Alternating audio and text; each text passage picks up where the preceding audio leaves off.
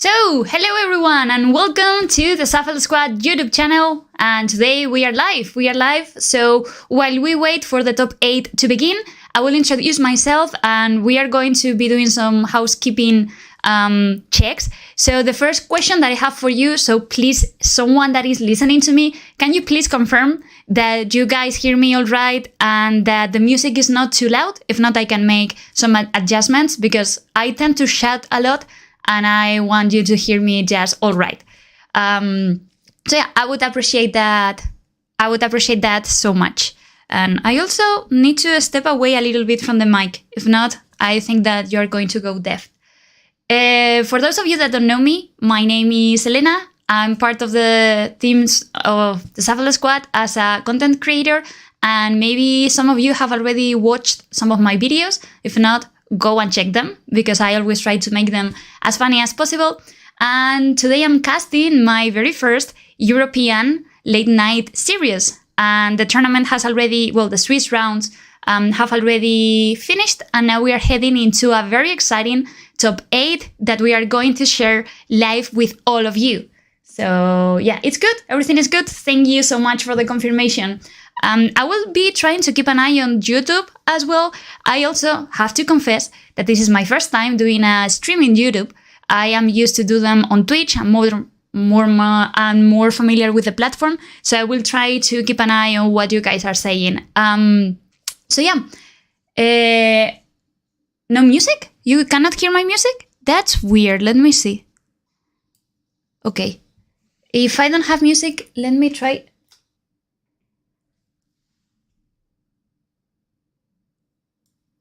Still no music? It's weird because I had it configured to have some music. So yeah, maybe I did something wrong or it's not getting the right source because I actually can hear it. I mean, it's playing on my computer, but it's weird. Yeah. Now that you say it, it's true that it's not reproducing and I don't know exactly why. So maybe I can maybe wait for the first round to be over and then I will try to fix it. But yeah, you're completely right. That's weird. And I don't know what I'm doing. Yeah, no music. Yeah, completely. You are completely right. And I don't know what I did. Maybe deactivate it because I ran some tests the other day and everything worked. So maybe, anyways. I will fix it. I will get it fixed. For the time being, we can just get ourselves prepared for the matches. I will confirm in just a second who we are going to be featuring and what is played. You know that the standings are public, that you can go and check them on Limitless page. And actually, the most played deck was, who wants to know which was the most played deck in this event? Mini bonus point for those who guess right. It's not a difficult question. And in the meantime, I will try to see if I can fix the music thingy.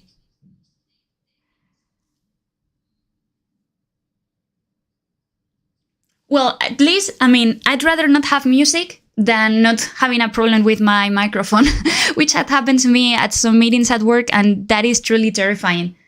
Lugia, what makes you say that? What makes you say that? No, Lugia is not that popular. I was talking about Rotom VMAX. Well, actually, Rotom VMAX does not even exist. I'm sorry. I tend to confuse a lot V-Star with VMAX cards. So, and that's something that, for those of you that might have followed my kind of career in YouTube, you know that I have an issue with names, with anything. So yeah, I am like the perfect choice to talk about Pokemon with more than 1,000 names. So if you hear me say things like, there is Lugia VMAX attacking and stealing the game, just don't pay attention to it. It was actually very funny because I remember the first time that we played the Team Challenge. So I was acting as the captain, and one of my colleagues, he was playing Eternatus, and I was kind of helping him because that was the first time that he'd played the deck. And I kept messing and saying things like, now it is very important that you attack with Iveldoll VMAX. And the poor guy was like, sorry, you mean Eternatus, like the basic Pokemon? So I will tell the basic Pokemon or Eternatus VMAX, because Elena, we don't have any I will tell VMAX in this deck. So yeah. Anyways, do we know? That's a really good question. Omnipoke, actually. Hi, Joe. Well, I don't know if it's Joe. We will get a confirmation very soon. I think, let me check, because right now we are trying to see if someone, yes, we already have people sharing their screen. Oops, I need to mute myself. 1 second. Yes. And we should have someone sharing the screen very soon, but I don't know. So I see 2 people joining the private, the Discord room. So as soon as they start, let me see, as they start sharing. Oh, okay, so we get to share. So let's get into it. Let's see if this works or not. Oh, wait. 1 second, I'm trying to get it work because I don't know what it doesn't. 1 second.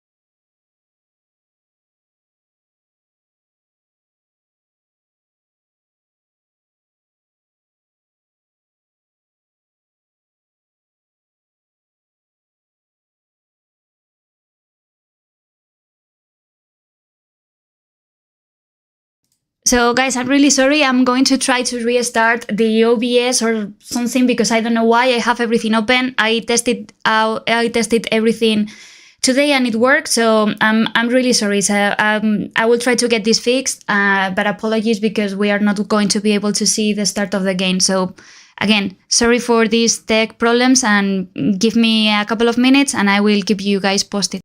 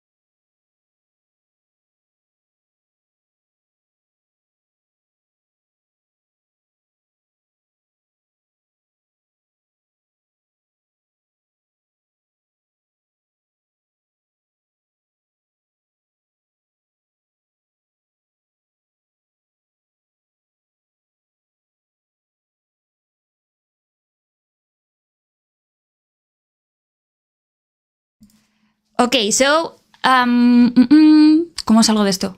How do I get... Sorry, 1 second.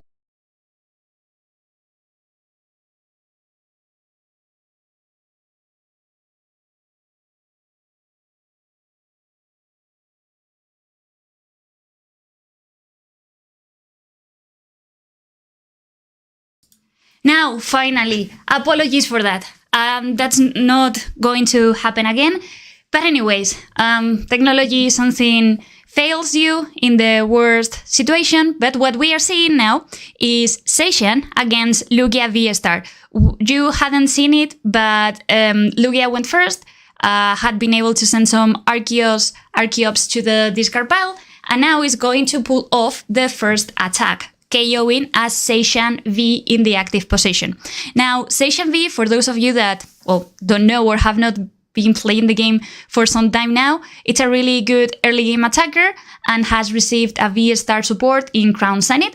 But I think that now that Lugia has gotten all the resources and everything that they needed already going on, it's going to be difficult for Seishan to come back, especially if we consider that Lugia do not need to attack with 2 pricers and can pull off very easy KOs with things like Yveltal that we see sitting down on the bench, and also amazing Charizard. So, well, let's see how things go.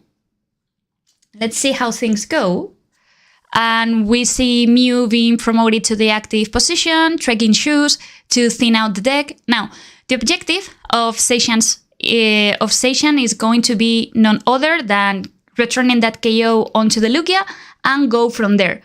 Now, the problem is that even if Seishan gets the KO on Lugia, which is not going to be an easy feat, then it will need to face Yveltal. And Yveltal, we know that when it has the necessary amount of energies, it can instantly KO anything that it has on the active position. So, yeah, let's see. We see now Seishan V-Star hitting the field. This is one of my favorite cards from Crown Zenith. I don't know if you guys had the opportunity to test it out, but it's actually really solid. And it has a really powerful attack that deals 310 damage, which is more than enough to KO every V-Star in this format, even if they run some defensive elements. So, in the meantime, while we have been analyzing this, we have seen some scoop up nets being played, so to reuse the ability from Mew. The problem is that if Seishan wants to use its attack, then they need to find at least something like Raihan, or maybe a manual attachment plus 1 saucer. And I don't know how easy that is looking right now, considering that Seishan's player only has like 3 cards in hand, but one of them is an Ultra Ball, so we might see a Crobat here. Let's see. Yes, that is it. Crobat to get some additional resources, and I don't think that we have seen a supporter yet, so Raihan might be grabbed at some point. So the chances of Seishan getting the things that they need are not that low. All that is needed is, as I said, the item card to get the energy attached from the discard pile, a way to switch Mew, and that's basically it. But the problem is going to be Yveltal waiting there on the bench, waiting for its moment, and that actually is very, very, very scary. I think that everything would have been different if Tathian had started the game, because it is very possible that they got the first KO. And we also see Samacenta V getting discarded. Samacenta is an amazing revenge killer and can potentially do a lot of damage. Ooh, and we see how Seishan is immediately recognizing that amazing Yveltal was the threat here and has targeted it down with Cross Switcher. So I think this is a very smart move, especially because you cannot risk to lose a Seishan as easy as that. And technically, Lugia should have a difficult time dealing with it. So, yeah, we have a switch card, and we are probably going to just see an attack from Iveltal. So very aggressive, but really interesting move from Seishan here. 200 damage, more than enough to KO Iveltal. And then let's see what is going to be promoted. It seems that maybe Lugia. And in case that you're wondering why Tanksparse is sitting there on the bench, is because the Lugia player started with it. But we didn't get to see it. Anyways, so Archeops, the player is considering benching another Lugia, which seems to be the case. Uses Vacuum to get rid of the training card. And now he's going all in and maybe doing some maths here to see how many powerful energies Lugia needs to KO Seishan. I think it's enough with just... Oh no, with the 4 of them. Okay. Well, that is like a very loaded Lugia, so to say at least. And then decides to disrupt Seishan even further by using Marnie. So, oof. Now, the thing here is, or the question that I have, is whether Seishan is going to be able to draw the resources that they need to return the KO to Lugia. That's going to be a very, very interesting and key turn from the opponent. And remember that 2 Metal Sorcerers have already been used. So yeah, maybe Raihan would come in handy in this type of situation. We also see that the player here, the active player, is considering attaching a choice belt or not. But I think that he's going to save it for the time being and just goes for the KO. So 280 damage. Lugia, well, Lugia is very, very scary when it gets all the attack boosts, and that is a very, very key draw from the prize section, from the prize zone. We see how amazing. Radiant Charizard has been pulled, and that is probably going to help closing the game, because even if Seishan is able to return the KO, all that Seishan needs to close the game is to attach itself Aurora energy, and that's basically it. The weakness will do the rest. So yeah, let's see what Seishan can do here. The problem that I see is that right now Lugia is in a very dominant position. So if I were Seishan, I would love to play something to disrupt the options of my opponent. So a Roxanne maybe. But if you play Roxanne, chances of you hitting what you need, I'm not sure if that's exactly what you want to do. So yeah, well, maybe we see some crazy combination here of double Saucer plus Roxanne plus Path to the Peak plus, I don't know. Well, Path to the Peak, it's actually quite interesting because it shuts down Charizard. But, well, the play that we have seen is Mew getting attached an energy, and no, it was way too much for Seishan to handle. Lugia got very quick KOs, and we are going to go straight onto the second game. So yeah, well played by both players. Again, I think that the coin flip really, really mattered at this time, and let's see what happens considering that Seishan is going to go first. And I want to see some action by Seishan and getting very crazy plays of Seishan hitting 3 energies from the top of the deck and attacking and getting a KO on Lugia and things like that. That would be amazing. Okay, so as well, let's see. Maybe Seishan decides to go second. No, that was clear. So Seishan decides to start, and that can be a bit scary because now Lugia needs to start with Lugia in the active position. The hand is not bad, but it's going to be actually a bit difficult to retreat Lugia from the active spot. So maybe if Seishan is now able to lead the prize race, it might have a possibility. So let's see what happens. So a basic energy is attached to Seishan and just Intrepid Sword. So no Mew, no Ultra Ball, no crazy combos, just... this is like playing ADP again. I don't know if you were the ones that loved playing ADP or the ones that hated it. I think I was more the later. Here we see Lugia acknowledging that, of course, another Lugia needs to be set up because it's super, super problematic to just leave one, even if Seishan has not used a lot of resources and will need to find a way to switch out the Seishan, to discard an energy to the discard pile, to use a way to accelerate energies and put it back into the active position.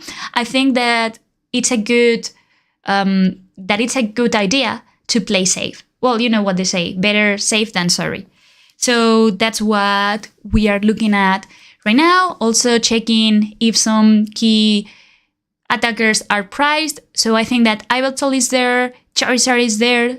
No, Charizard is there. I think I saw the Charizard. Now I'm not entirely sure.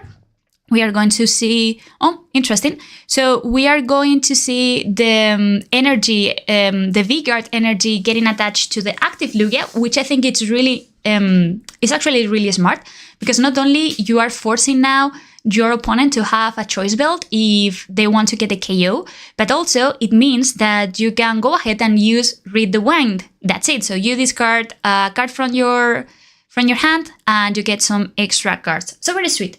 Very sweet turn, very sweet setup from Lugia. And let's see how Seishan is able to react. As I said, it's completely imperative that Seishan gets the first KO. And it's something that might happen since now Escape Rope is being played and Mew has been promoted into the active spot.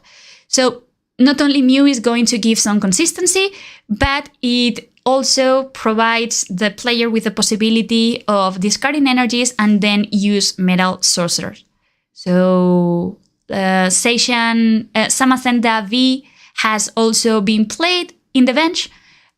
Maybe that indicates that the player is thinking about using Professor's Research, because if not, Seishan is the type of Pokemon that you want to save for the very last turn, as it can very easily get a KO on everything.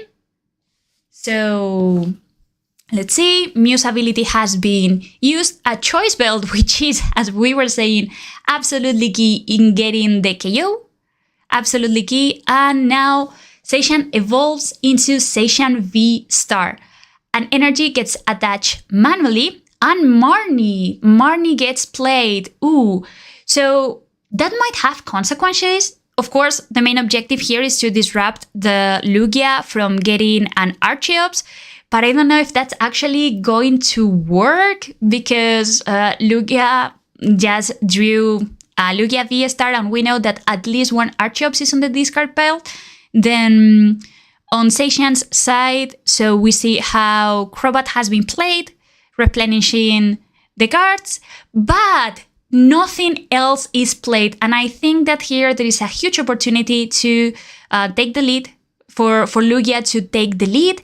Let's see what it decides to do. Of course, the main objective here is to get another Archeops into the discard pile. It's true that if you truly want it, you could use the V-Star power from Lugia and put one Archeops into the bench. But that's maybe not the best option. Ooh, and look at that. There is no way to get a second Archeops. At least not that I see right now. I know, so there were two Archeops in the... Okay, never mind. So that's more... Yeah, that's actually pretty easy. Now, we see that it is being decided whether to power up a Reiko or not. Reiko could be interesting if those Mew remain on the field. And then I think that we are just going to see an attack from Lugia. I think that we are going to see an attack from Lugia with double turbo energy, and what else? Ah, no, we're going to see... Oh, okay, so this is actually quite nice. Lugia decides to use Raikou, preserving Lugias, which is a really good idea. Taking already two prizes, so 2 prizes ahead, forcing the opponent to attack with a V-Star, and then revenging it, so KOing it with full-powered Lugia with all the powerful energies. And that will be basically it. Oof, so things are not looking that great for Seishan right now. Things are not looking that great, that rightful for Seishan. Let's see what it's able to do. So Greninja has been played. It gets some draw power, which by the way, it's going to be for free because remember that the stadium is in play. So everything that you, well, not everything, but at least once per turn, you can get back 1 energy from the discard pile to your hand. Another Seishan gets played. Maybe I'm wondering if I were in that situation, what would be my attacker of choice? I think that the only thing is like to attack with Seishan and pray for my opponent to have at least one of the powerful energies prized, because Lugia requires 4 powerful energies to get the KO on Seishan. But yeah, I don't see there are many options here. Only 4 cards in Seishan's hand and taking a lot of time to consider the options. Again, also having Crobat in the active spot is not ideal against Lugia. And I guess that if they are not able to pull anything this turn, it will be as easy as using Luminion and get Boss's orders. And I think that's what's going to happen next turn. So Seishan clearly was not able to use all the speed that they have. And now uses Intrepid Sword to get some more cards, but now at what cost? And here, Lugia has different possibilities. It can directly maybe attack with Reiko, but I think it's going to opt for a very aggressive movement. But in this case, I think it's the right thing to do considering how how stacked Seishan is, and is going to, I think, attack with Lugia. Now, the only thing to consider here is that it will probably need to sacrifice the Aurora's energies attached to Raikou, but it's probably something that you can afford at this point of the game, considering that you will be 4 prizes ahead, and how are they going to come back from this? So that's the big question. How are they going to come back from this? 2 Aurora's energies getting sent to the discard pile. Lugia gets the KO. And that's it. And now, what are we going to see? It's true that Seishan has not used any Metal Saucer, but just concedes. So that's it. Yeah, that's it. Was a very quick game. It's true, and I think we can now switch. It's true that it was not an easy thing to sell the matchup, because I've been testing for some time now Seishan V-Star, and while I think it's a really aggressive and fun deck, it really struggles against anything that is able to attack you with 1 prize attackers. I don't know what you think about the strategy here, but it's if your opponent plays V-Maxes or V-Stars, Seishan is probably the right choice, but then you cannot afford to go against Yveltals and Radiant Charizards, because it's just that you cannot keep up with them. And unless your opponent continues benching things like Eldigos or Luminions, there is no way for you to win. And in this case, I think that the analysis is pretty clear. So in the first game, we saw how Lugia had a really strong turn 1, was able to get the first KO very easily, then got the second KO while benching an amazing Yveltal, which was targeted down by Seishan, and by the time another Seishan was trying to be powered up, it was already too late. So yeah, and then in the second game, Seishan didn't really get to attack. Like, I don't think that we had seen Seishan attacking in game 2. It was, as I said, very, very quick, because I think that it was really bad for Seishan to open with Seishan, basically, and not with Mew, because that's already getting taken away from them the possibility to use energy accelerating cards like Metal Saucer and even Raihan at some point. And yeah, that's it. And we clearly see why Lugia is the most powerful deck in the format right now. It's clearly I think it is unarguably the tier S deck right now. And all the decks that want to compete with Lugia, well, they need to adapt. And there is not much left to say. What do you think, guys, about the match that we have just seen? Do you think that maybe the players could have approached the game differently? Or if you see Seishan V-Star having some potential, maybe now or maybe in the future? I think it's not the right moment for Seishan V-Star to be here, mainly because of what I said, because of one price attackers. I don't think that Seishan has the possibility to win against Lost Box and Lugia. But it's true that, for instance, it has a really, really interesting matchup against things like Mew Max, because you KO one with Drapion and then you KO the next one with the V-Star attack. So that's basically it. How many games remaining in this set? No, that's it. That's it. That is the end of this set. So we should see in a while. The next match, which, let me check. Again, like, if you want to check exactly what is going on and who's winning and who's doing what, everything is public in the Limitless web. So we see that, Lugia, so we have 2 Lugias that have won, and there are some other decks there are some other matches that are still being played. So just for you to know, we have, listen, so 6 Lugias in top 8, and then 1 Seishan that has already lost. So sadly, we know that it's not going to go any further in this tournament.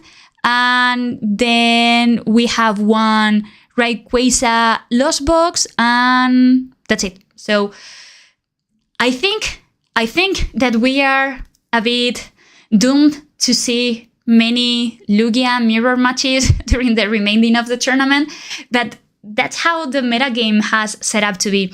I don't know if you are if you are happy with the current state of the metagame, or if you are more hoping to get the rotation here soon. I think that I'm hoping for the rotation. I'm fine with Lugia. I'm a Lugia player myself, so I don't tend to complain a lot about the decks that I typically play.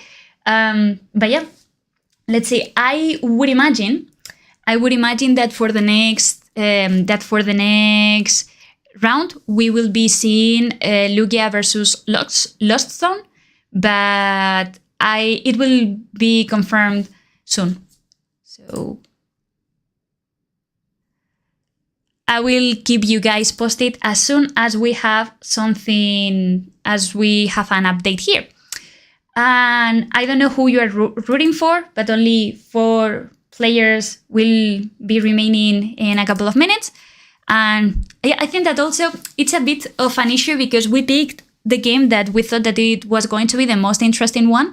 And I completely agree that Seishan V-Star was very spicy, but also the games ended very, very quickly. The first one lasted like 10 minutes, and the second one, due to Seishan breaking so much, lasted 5. So I'm going to do one thing. I'm going to actually mute myself for a second, and I'm going to try to fix the music thing, because this streaming was supposed to have some music on it. And I don't know why it's giving me so many problems, and I just want to murder my computer and everything around. So let me try to get the music fixed, and if not, well, we'll just continue having like a casual chat as we have been doing so far. And I'll be right back in just some minutes, so please stay tuned.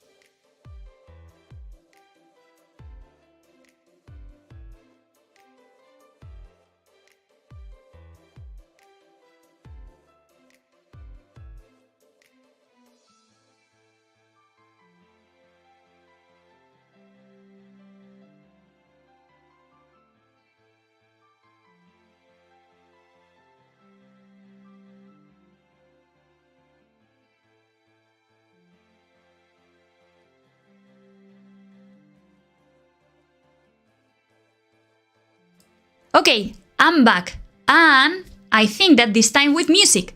So can you please confirm if you can hear the music? It would be amazing. I think that I fixed it. It was actually a really silly thing, but I just didn't pay attention to it. And now you should be hearing something. The thing is that I don't know if it is well regulated with my voice. So if you can let me know you hear the music, that will be really, really interesting.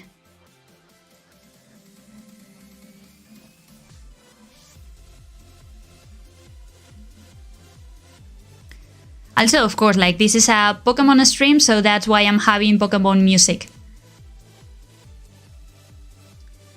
So...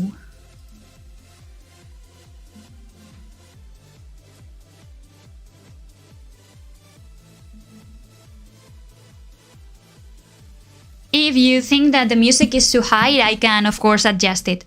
So please let me know. And, well, I thought that while we wait, we could have a conversation and we could more or less talk about what's happening so far. So, as a recap, let me check the standings. Let me see if we already have some results, or if they are if everything is still being played. Let me check very quickly. So yes, so we already have one pairing confirmed. So we have Sharney going against S-Ace H, which I don't know who is it. And then Alex Hamilton won, and we are waiting. So we are basically waiting for the final game of one of the brackets. They are 1-1 at the moment, so the one that wins will advance to the next round. So yeah, we will be back very, very soon.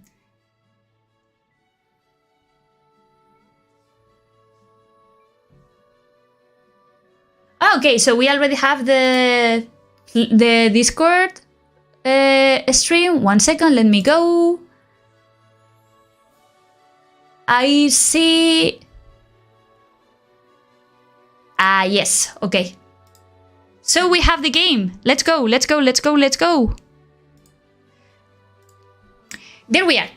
Okay, so thanks for letting me know. And I don't know, what does it look like that? I think it's because I need to... Wait, 1 second.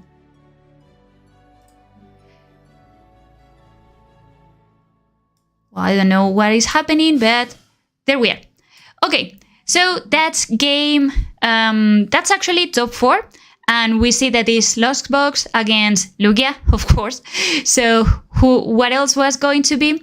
Lugia has started, and this is absolutely key, and has decided to bench some Pokémon. We see here Luminion, Lugia, and what is it? And Stoutland. So comfy shenanigans going on. Let's remember that this is Rayquaza Lostbox, and please, if the music is very high or you cannot hear me well because of the music, just let me know, okay? And I will, as I said, I will adjust it. Anyways, so what we are seeing here is Comfy. Now, how many cards do we have in the discard in the Lost Zone? I think almost 6 or 7, so maybe those Mirage Gates will come live very soon.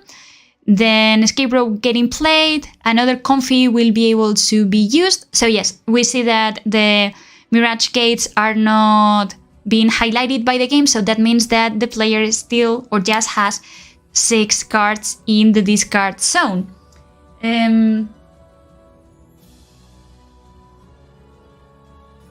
Well, you were supposed to be hearing background music, but maybe the thing is that it tells me that I have it on, but apparently I don't. So well, don't worry. So you will need to bear with me for the remainder of the tournament, it seems. Anyways, some difficult decisions here. Raihan or Grass Energy. I think that Grass Energy depends on what it's on the prize cards, but If the player decides to pick right hand, is because they know that another grass energy is still on the deck, because remember, that is what allows Raikou and Amazing Rayquaza to attack. And there we go, precisely talking about Raikou, we are going to see a first attack, which is going to be very interesting. Not only it takes some HP away from Stoutland, it might also want to target Dunsparce, so to get a free prize. But let's see here what is going to be the decision. Amazing Shot that deals 120 damage to the active position and 120 damage to something on the field. So perfectly taking advantage of the fact that Manaphy is nowhere to be seen.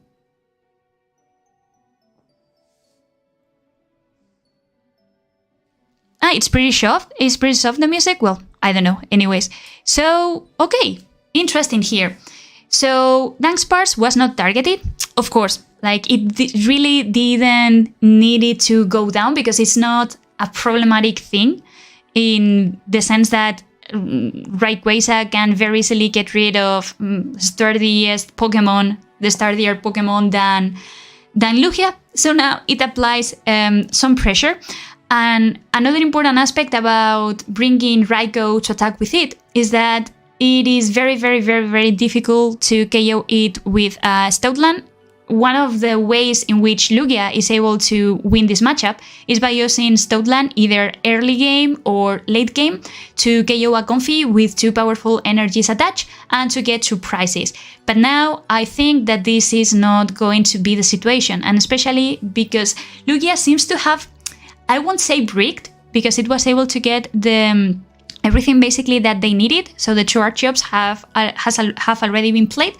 The issue that I see here is that the possibility to use... okay, so that was the play. So the Lugia player decides to save Stoutland, recognizing the value that it has in this matchup, because as I said, it's your route to victory, and uses Aqua Return for 220, which is exactly the amount of HP that you require to KO a Raikou. You preserve something, you put 1 prize attacker, and then you still have the possibility to use Stoutland to close the game. So very, very interesting and very smart move from Lugia here. And also, one of the energies had been already attached to Archeops, and I wouldn't discard seeing Archeops here in this game to maintain the prize trade. Let's see what happens here. So the thing with Lost Box is that it has so many different options. So many different options that the things that they can do are almost countless. So Oranguru gets played, not the card that you want to see here, precisely a Battle VIP pass, but here another Battle VIP pass appearing, and the choice is clear. So it is going to get sent to the Lost Zone. We see here a Scoop Up Net, so maybe getting used to switch the Comfey from the Comfey on the bench and have the possibility to get some more resources and some more cards. And now that Manaphy is not in this equation, we might see here Lost Box going for a big Greninja movement, or even Greninja or even Sableye can be the attackers. It really depends. I've seen some Lost Zone players in this type of situations doing crazy things, like targeting down the double Archeops with Greninja and then finishing everything off with Sableye. But let's see. Ordinary Road to get some resources back. Ordinary Road, I would say, is one of the key cards of this deck. So if you have to send one to the discard pile, that's really bad. And look at the amount of energies that had already been sent to the discard pile. Good thing that the energy recycler is not priced. So Ordinary Road is going to get a Metal and a Lighting energy, and then I think that maybe right hand can be played, but I wonder what is going to be the attacker of choice. As I said, there are many options here. So you can decide to be very, very conservative and attack maybe and spread some damage counters with Sableye, ignoring the Dunsparce. You could, if you wanted to, get the easy KO and attack with Cramorant, or if you had the necessary amount of resources, if you really wanted to, you could attack with another thing. But yeah, I don't exactly know. It seems that Mirage Gate is going to be used on Sableye. And yes, and forget what I said about attacking with Greninja, because this version, in this case, it does not run any water energy. So attacking with Greninja is not going to be possible. So Mirage Gate is going to be played attaching one fighting energy to Comfy and the psychic one to Sableye. Okay, so that's interesting.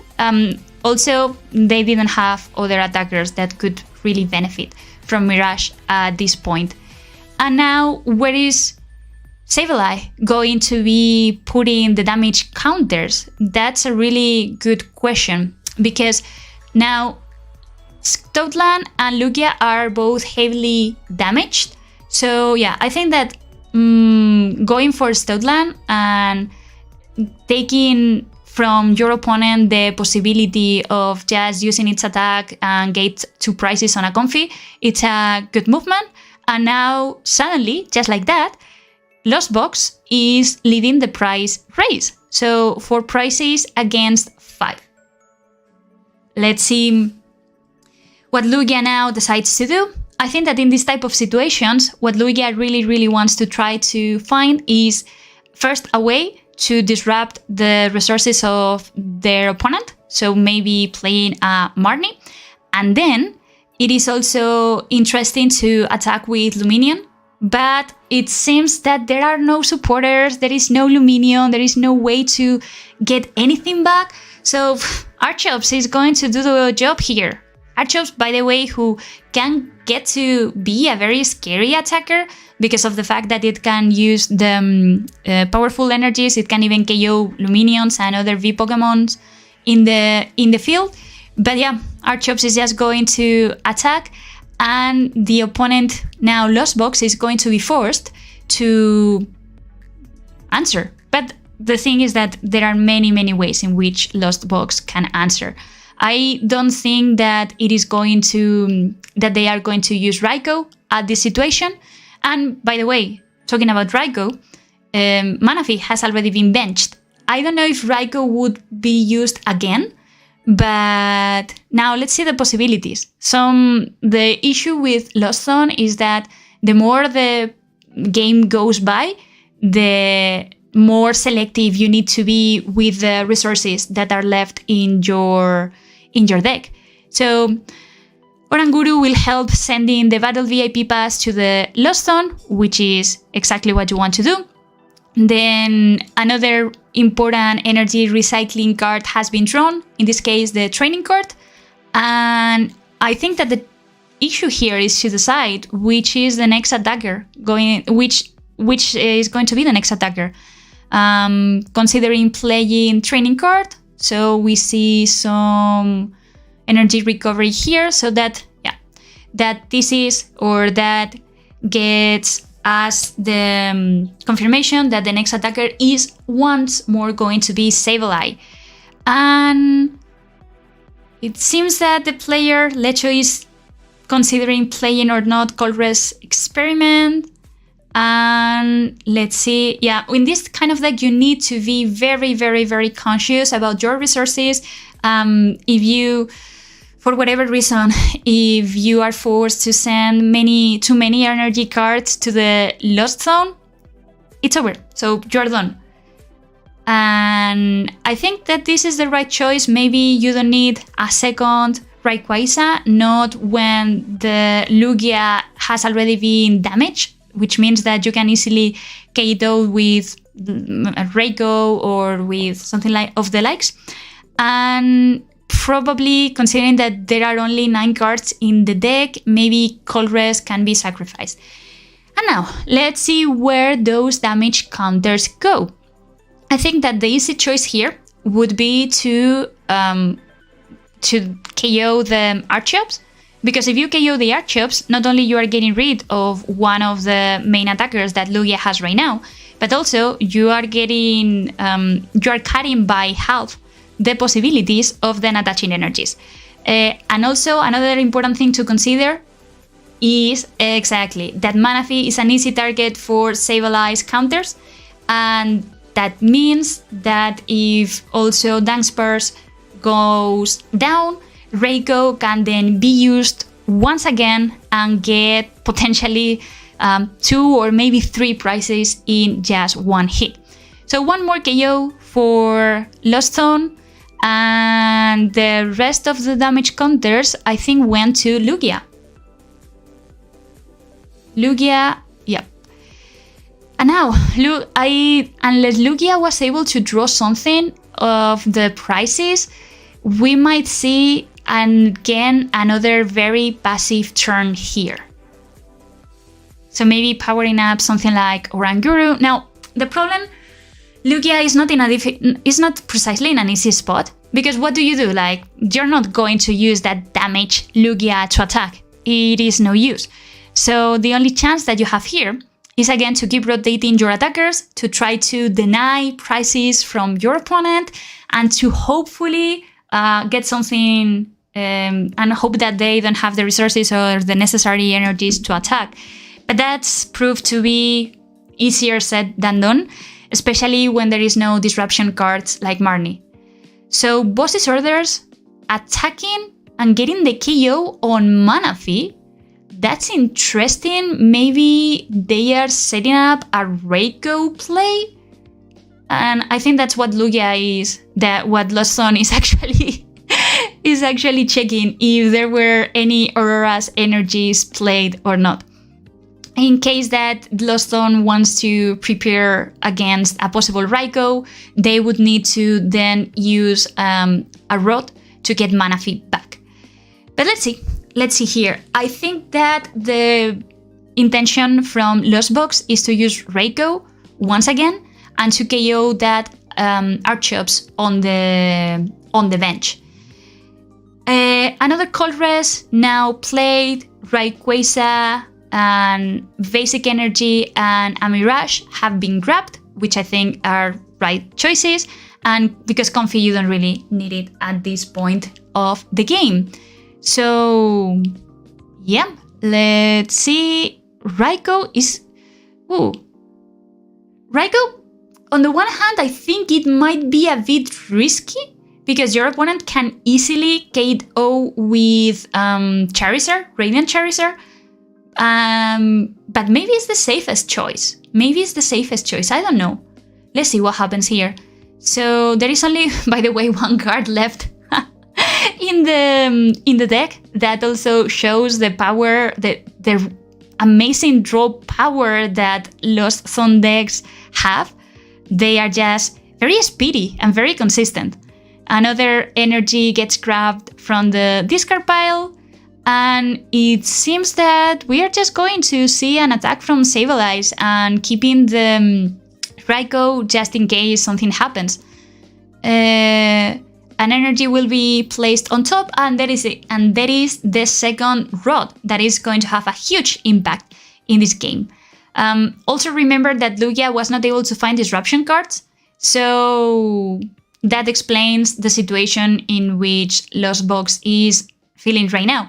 I think that after having played this matchup myself for quite some time, it can go either way, but Lugia sometimes needs to rely on Lost Box missing some key cards at some key moments, and also disrupting their options with Marnie. Nothing that has happened in the game that we are seeing right now.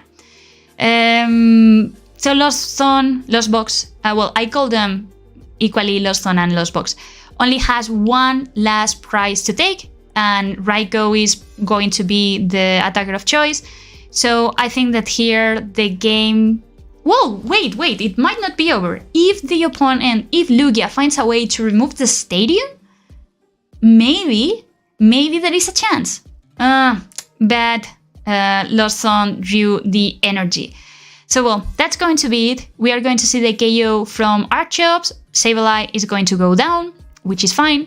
But then it is going to get killed it's going to be revenged by Raikou on the bench, Raikou V, that deals 20 damage times the amount of Pokemon in both benches plus 20, I think. So it's like the good old Suicune V that we all loved to play with Ludicolo, I think.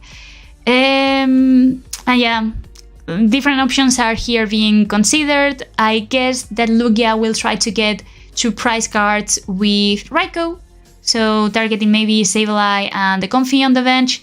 But as I said, if Lost Zone had... no, actually not.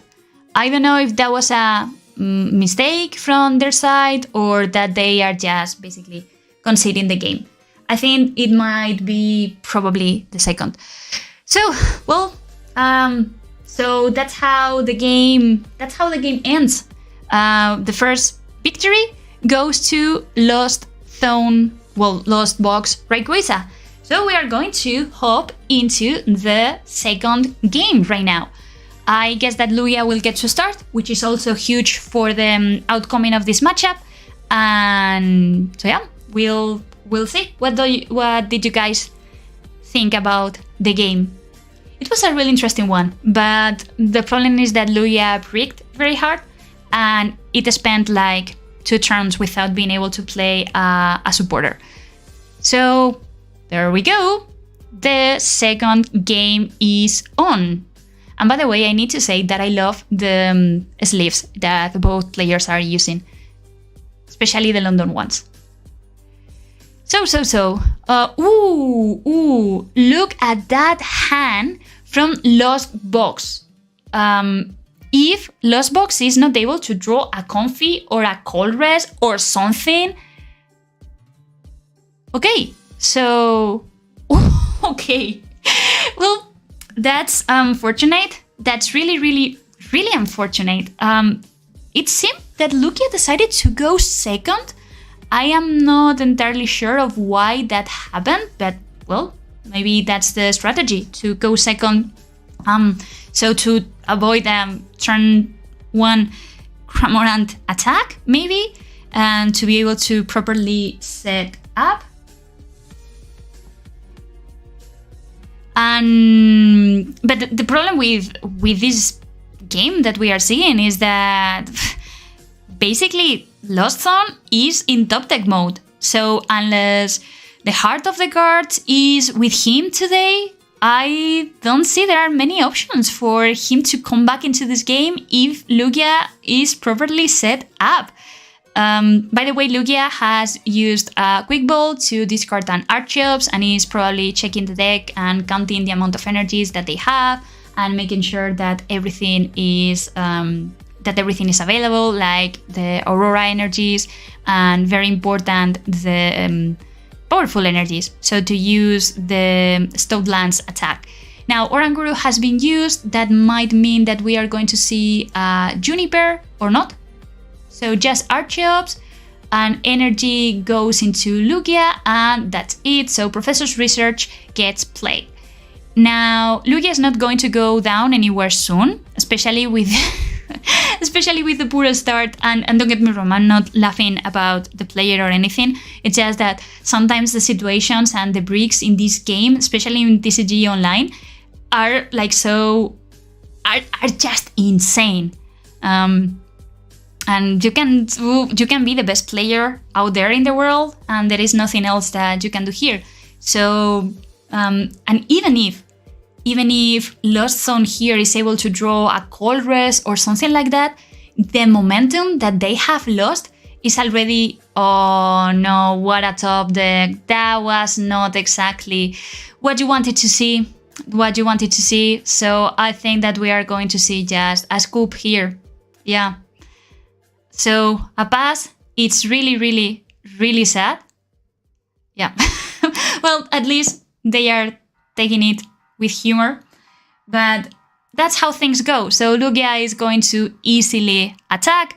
In fact, only one Archeops would have been enough for this type of situations. And now it's just, time for round 3. And we are going to be seeing Lost Zone deciding who goes first and who goes second. As I said, very, very unfortunate draws. You don't want to start with Cramorant. I think they are like, it's not a bad starter, but it's a bad starter definitely if you have nothing else. Maybe you could have decided to, maybe if you had started with Raikou, maybe you had the possibility because you could activate the ability and draw some extra cards, but even with that, it was very poor and there was nothing to do in this situation. So, yeah, things happen. And I think that we have all been in the situation where there is nothing else with you to. There is nothing else that you can do as a player. And yeah, so let's see, because I think that we should very soon have the next game, or is it that? Let me check something very quickly, because I think. No. So we are 1-0. No, we should still have one more.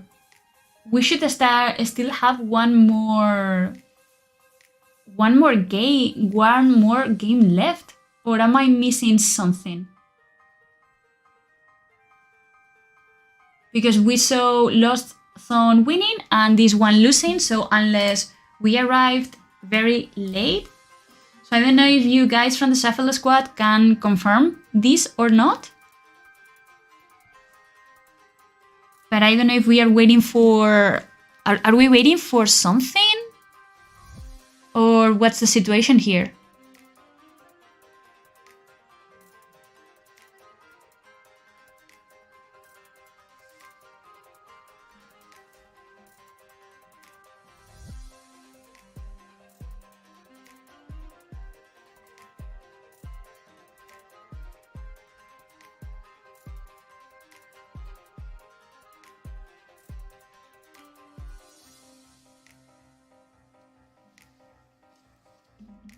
Okay, so we go for the next game.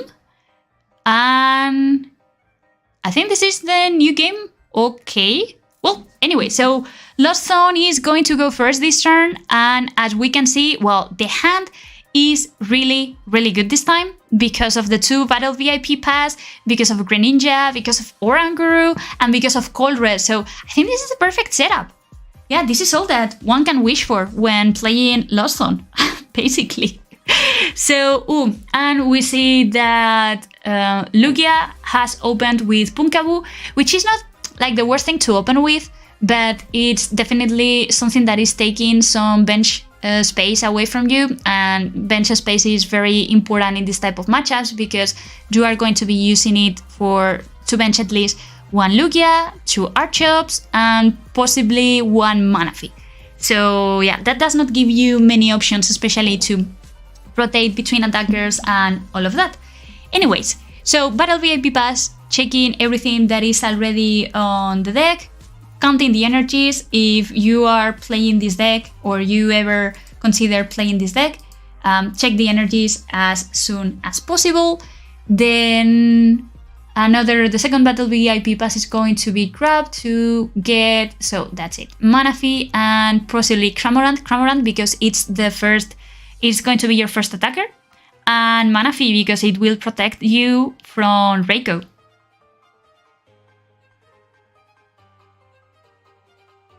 Then Radiant Greninja, after thinning out the deck, will discard 1 energy, and look at that, even a third Battle VIP Pass.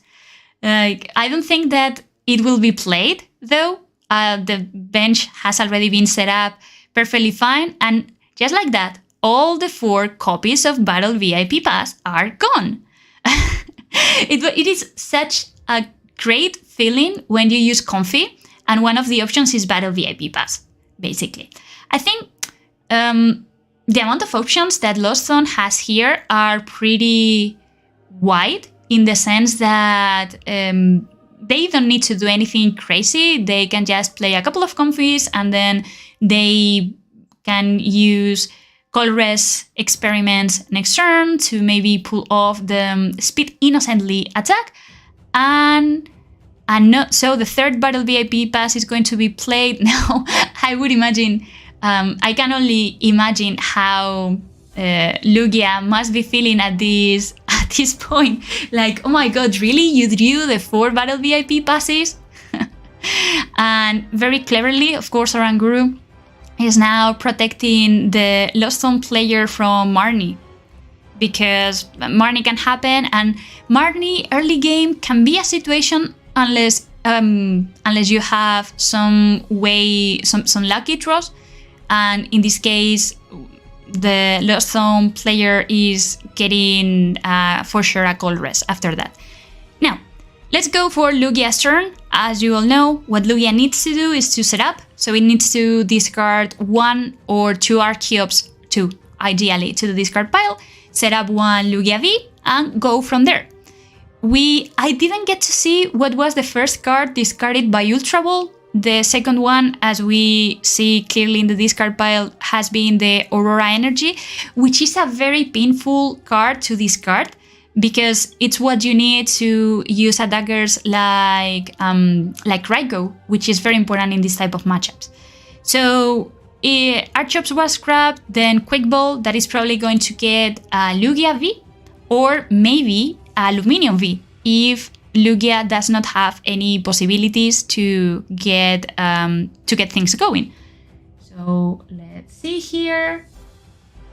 So Luminium V, as we said, it seems that they don't have a support in its hand, so we might see here either a Marnie or Professor's Research. Depending on how valuable those 3 cards are. Okay, so Marnie, very interesting. So the thing here is that Marnie is of course the disruption choice that you want to take, but it gives you very few possibilities of you hitting a Lugia V. But well, it was good that the Quick Ball was drawn. Anyways, as the Lost Zone did its homework with Oranguru, now Colress is going to be played, and here there are some interesting decisions. I think that Raikou will need to be grabbed or not. Maybe you can Lost Zone the escape rope and also the energies. I didn't check the amount of energies the amount of energy copies that Lost Zone had, but clearly it seems to be prioritizing the energies here. Okay. But you know that sometimes this is not a very easy decision. Well, yeah, maybe in this situation you are going to be attacking with the Raikou Mini anyway, so maybe you don't need the VMAX. And it would be ideal if you could just boss something in the field, but it is impossible because of course the supporter of the turn has already been used. And then it seems that we are going to be seeing some confies. Right hand will get grabbed and capture energy will be sent to the Lost Zone. And now the possibilities here are quite a few, because maybe you want to get the easy KO with Cramorant, or you can just pass the turn and wait for you to have some more cards in the Lost Zone and attack with Raikou. That can also be another possibility. If Lost Zone is able to pull off a Raikou plus Boss's Orders play, that would be absolutely insane. Also because Luminion, by the way, well, both of the Pokemon that are in the bench have weakness to Lightning type Pokemon. And that is going to be an issue. So I think there are already 5 cards in the Lost Zone, so not quite enough to activate Mirage Gate. Let's see, 1, 2, 3, 4, 5, yeah, exactly, 6. So 1 left. Sableye cannot attack, Raikou cannot attack, so maybe, I don't know, maybe Scoop Up can be played, or the Air Balloon can be played, and Speed Innocently will will be picked, which seems to be the case here. And also it's not that problematic to attack with Cramorant, also because it's actually a quite sturdy Pokemon, and Stoutland is not able to KO unless it attaches 4 energies, and sometimes it's not that easy. By the way, it's very unlikely that Stoutland is going to be used in the next turn, because, well, depends on the amount of energies and depends on the hand that the opponent has, but still, it might not be the best or the easiest thing to see.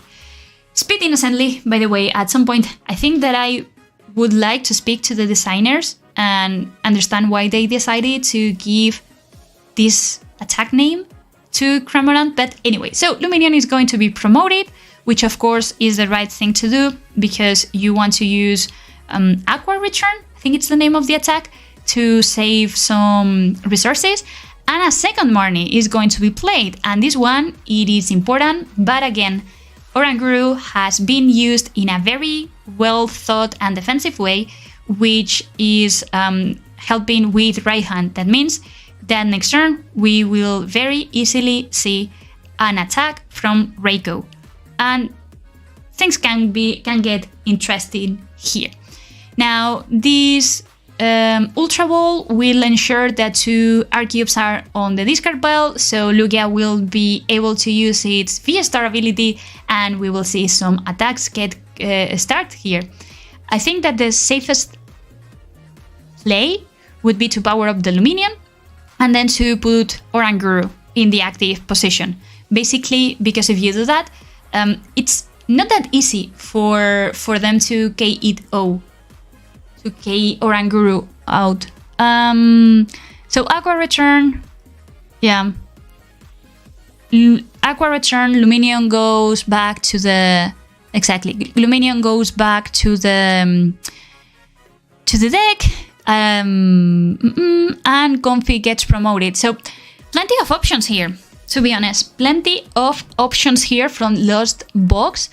It could be interesting to first use Flower Selecting to see what they want. Ooh, and look at that. So the escape rope was grabbed, and I think that even if you now are 1 rod down, it is still going to make a difference because attacking with Raikou can put so much damage counters in the field. So you could easily KO 1, depending on what the opponent promotes. So Lugia would almost die, would almost get sent to the discard pile. Then Archeops could also get so Lugia is the only one that can survive the attack, and we are going to see here another energy, probably getting attached. Yeah, because there is no energy, so another energy has to be grabbed here, or maybe in a stadium, something like that. Now, Lugia will survive, but barely. So that means that Sableye can do what it wants, and that is going to be very challenging then for Lugia to come back. So let's see. It seems that Lightning Energy is chosen, and some deck thinning, I think we are going to see. Maybe Sableye, or maybe, Cramorant. Yeah, Cramorant is actually the best follow-up attacker after that, because of course Reiko is going to go down. And now the question is, where do you place the damage counters? Because I think that's an interesting decision. You can either target Oranguru and get very easy prices, or you can play some counters on Archeops and then you can get 3 prizes with Sableye. But it seems that Oranguru was the victim. Raikou is so good, like it's such a game-changing card. It's one of the most powerful attackers we had, and it punishes you for not being able to set up your bench properly and getting access to Manaphy. No wonder why there are some Lost Box decks that have decided to run 2 Manaphys in this type of format. I won't say that this is Raikou-centric, but it can be decided by a well-timed Raikou. Anyways, so back into the game, Lugia has no option than to attack. And we also see that without access to Oranguru, the options are very, very limited. And unless something very crazy happens, I don't see the way in which Lugia can go back from the situation. Because, well, Sableye can be like a game closing card, but I think that all that Lost Zone needs to do is to keep attacking, keep promoting attackers, and that's basically it. It's true that, as I said, they had to get rid of one ordinary rod, which might be an issue late game. And now there is another difficult choice, because one of the most important cards that you run into this deck, which is the Energy Recycler, was also sacrificed and sent to the Lost Zone. But I guess that here it is clear that the priority was to get the KO from Cramorant. I wonder now what the follow-up play is going to look like. Still, like, Greninja can be used to draw some additional cards and all of that. So yeah, there are still options here. Worst case scenario, you just attack with Oranguru. Can you imagine that? Attacking with Oranguru? Well, it won't be the first time that I had to do that. Attacking with Oranguru. More Comfys getting benched, and then that is going to already provide Lost Zone with 2 extra prize cards. In this case, 1 Grass Energy and a Colrex Experiment. Actually, we have only seen 1 Colrex Experiment, I think. So not that many. Archeops now will attack with Archeops. Will use its ability to power itself and attack with Archeops, but I think that at this point of the game, now chances of Lugia coming back are not that great, especially if we consider that 2 copies of Marnis have already been used. So yeah, this is definitely an issue. Cramorant is going to go down, but the question is if Lost Zone can answer that, and I think that yes, it will be kind of easy to answer that. All that they need to pull is a Sableye, basically, or maybe a way to get back the Raikou, or well, they have 2 Raikous, so maybe that's it. Maybe they just use another Raikou, KO Archeops, target something on the bench, and that's basically it. And that was a very nice draw, the Scoop Up Net. Only 2 had been used, so there were still 2. Sableye is there, Mirage Gate is there, Boss's Orders is there, so many options. That's something that I don't really love about Lost Zone, and I actually think he has the KO, right?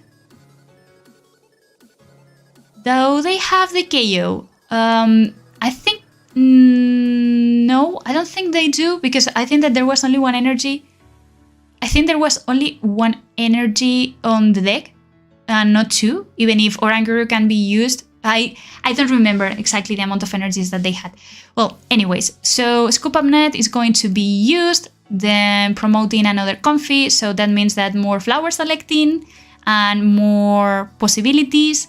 Another Mirage, the energy needs to be grabbed, because there are not many energy. I think the energy needs to be grabbed because there are not many energy recycling options left, considering that Ordinary Rod and Energy Recycler had already been Lost Zoned. So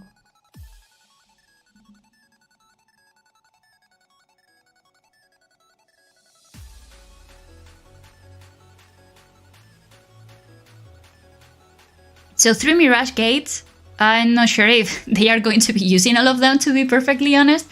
Look at the amount of energies that had been sent to the to the discard pile. That might make the difference in the long term. Let's see what we have here. More energies. Like, I wonder, are there any energies left in the deck for Mirage Gate to be used? Well, I mean, they can still attack with, if they really want it, they can still attack with Sableye using right hand to attach a psychic energy from the discard pile, if that is what they are going for. And then I also wonder what's the follow-up play for that. As you see, this is not an easy turn, because on the one hand, I completely agree with those aggressive decisions, because it helped being in the situation where Lost Rayquaza is right now. But on the other, the sacrifices that you had to make were so huge. And there is the Road, the card that changes everything. Road is going to habilitate a lot of different combinations now. So yeah, so 2 Pokemon go back into the deck, Cramorant and Raikou. And Cramorant, I think, is very, very important here, because it does not require you to spend any energies on it. And that's why Cramorant is so popular, not only because it's like the best attacker that you have in early game, but also because if you want to save your resources for something more powerful for future turns, that's something that you can do. And it seems that the energies that have been chosen are the ones that combine with Raikou, well, and with Rayquaza, because basically they share the same amount of the same requirements, let's say. So Raikou is selected here. Interesting, and it's going to be powered up directly. So with 2 energies and the manual attachment. Or no, the manual attachment. True. Oh, did he forget that he had already attached the capture energy to search for Rayquaza? Oh, I don't know what happened here. I think, I'm not sure. I'm just speculating here at this point, because it might be that that this was his plan all along. But I suspect that maybe because this was such a long turn that he forgot actually that he forgot the fact that he had already attached an energy. And now let's see, because that Stoutland is looking scary, but he had, oh wow, what a final turn. So that boss's order targeting Lugia, wow, that was crazy. That was crazy, guys. That was crazy. Well, as I said, like, it's not like I want to say that the opponent the player didn't have everything planned in his head or anything. I'm not in their shoes, and who knows the strategy that they might be going for. But definitely, that was such an intense second game. Very, very, very intense. And now I think that we are going to go... Oh, no, let's go back. Yes. Sorry, I don't know why this keeps moving. This is terrible. Anyways. So, and we are going straight into the final round. And I think this is Lost Zone against Lugia, if I am not mistaken. This is Lost Zone against Lugia. Okay, let me place this. There we are. Okay, so this time we won't run late. So let's see what happens. We see some challenges being declined here. And let me confirm you exactly which is the matchup that we are going to be seeing. So so Lugia on the one hand, so Lugia against Lost Zone Rayquaza. And we have seen that Lost Zone Rayquaza is very well equipped to deal with Lugia, but there are things that have to happen for Lost Zone to, well, first of all, don't break. That's like strategy number 1 and your priority, don't break, and then go from there. But let's see, this is going to be a very, very interesting final. And now the coin flip is getting cold, and it seems that Lost Zone is going to decide. It might, now let's see, because if it goes first, interesting. So Lost Zone Rayquaza decides to start second, because it prioritizes getting the turn 1 Cramorant attack. That's what I would understand. And being able to use Colress Experiment. But the problem that you have if you do that, in my experience, is that Lugia might be able to set things quicker than you are and start getting very easy KOs. So let's see guys, if this is how this plan, this idea of starting second pays off. Now, Lugia has started with amazing Raikou, and by the way, let me move this a little bit. Yeah, that way, I think this is fine.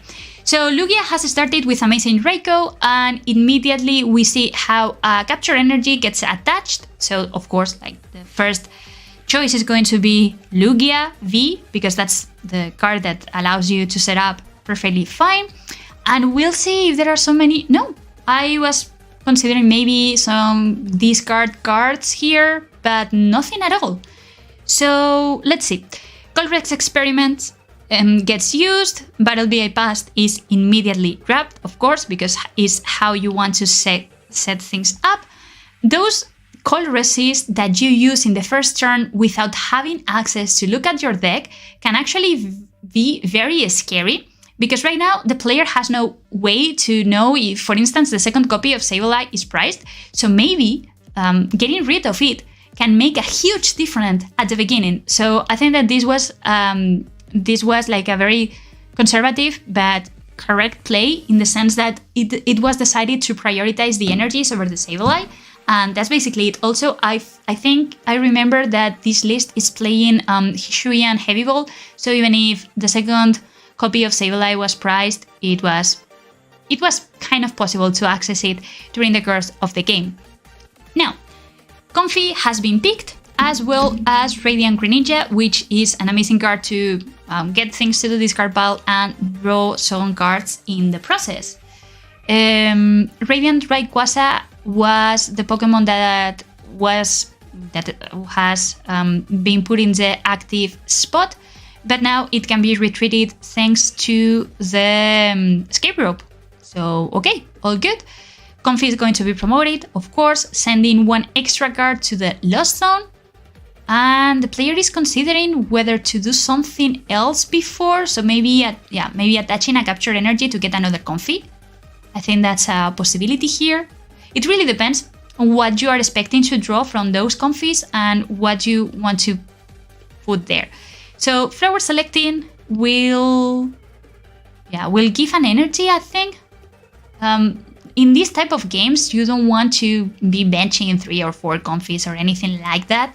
Not only because they are an easy prey for Raikou, but also because, well, there is a point in which you don't need that many Comfys.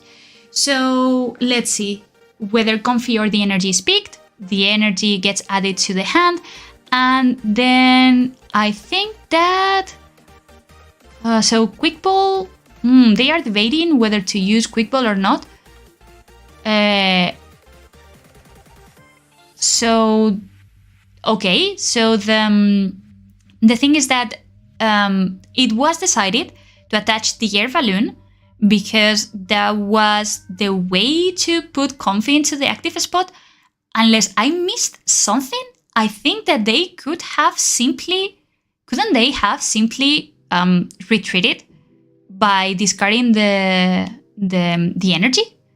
Maybe, I don't know, the thing with Lost Box is that they use so many switching cards that sometimes I lose the count of whether the manual retreat has already been used or not, but I thought that was a possibility. Well, anyways, so Oranguru gets grabbed here, a very defensive Oranguru, as I like to call them, because they are anti-Marnies. But that's what I was saying. So the problem of you deciding to go second against Lugia is that if they are able to pull a second turn Raikou attack as Lost Box fails to get Manaphy in the field, you're already running 2 prizes behind, and that is terrible. I don't know if Lugia will be able to do that, because one Aurora energy has already been sent to the discard pile, and I don't think that we have seen many Archeops hitting the discard pile. So maybe this is going to be a slow turn for Lugia as well. I didn't get to see the first card that was discarded. And Luminion will be used for a Marnie, I would imagine. No, for Professor's Research. Okay, fine. Then, that was very unlucky. Look at the amount of energies. Look at the amount of energies that the poor guy had in hand, in the sense that he had already used one double turbo energies, one of the 2 copies that they run, which is very painful, and especially the Aurora energy. However, if they are able to set up 2 Archeops right now and attack with Raikou, I think, how unlucky is that? How unlucky is that? So nothing at all. Not even one read the wind, because the energy had been, of course, attached to Raikou. And now, the dream of getting 2 prizes with Raikou goes away, because Manaphy has been drawn. So Colress Experiment is going to keep adding more resources even to the hand. Now it seems that they are going to sacrifice Boss's Orders and 1 copy of Ordinary Road. And then the question is, what is going to be the attacker here? Because Dunsparce is on the field, which means that Lugia won't go down if you attack it with maybe 1 amazing Raikou, but the other Raikou can certainly can pull something here. So let's see. I think the Mirage Gates are already open. So if Lost Zone really wanted to, it can.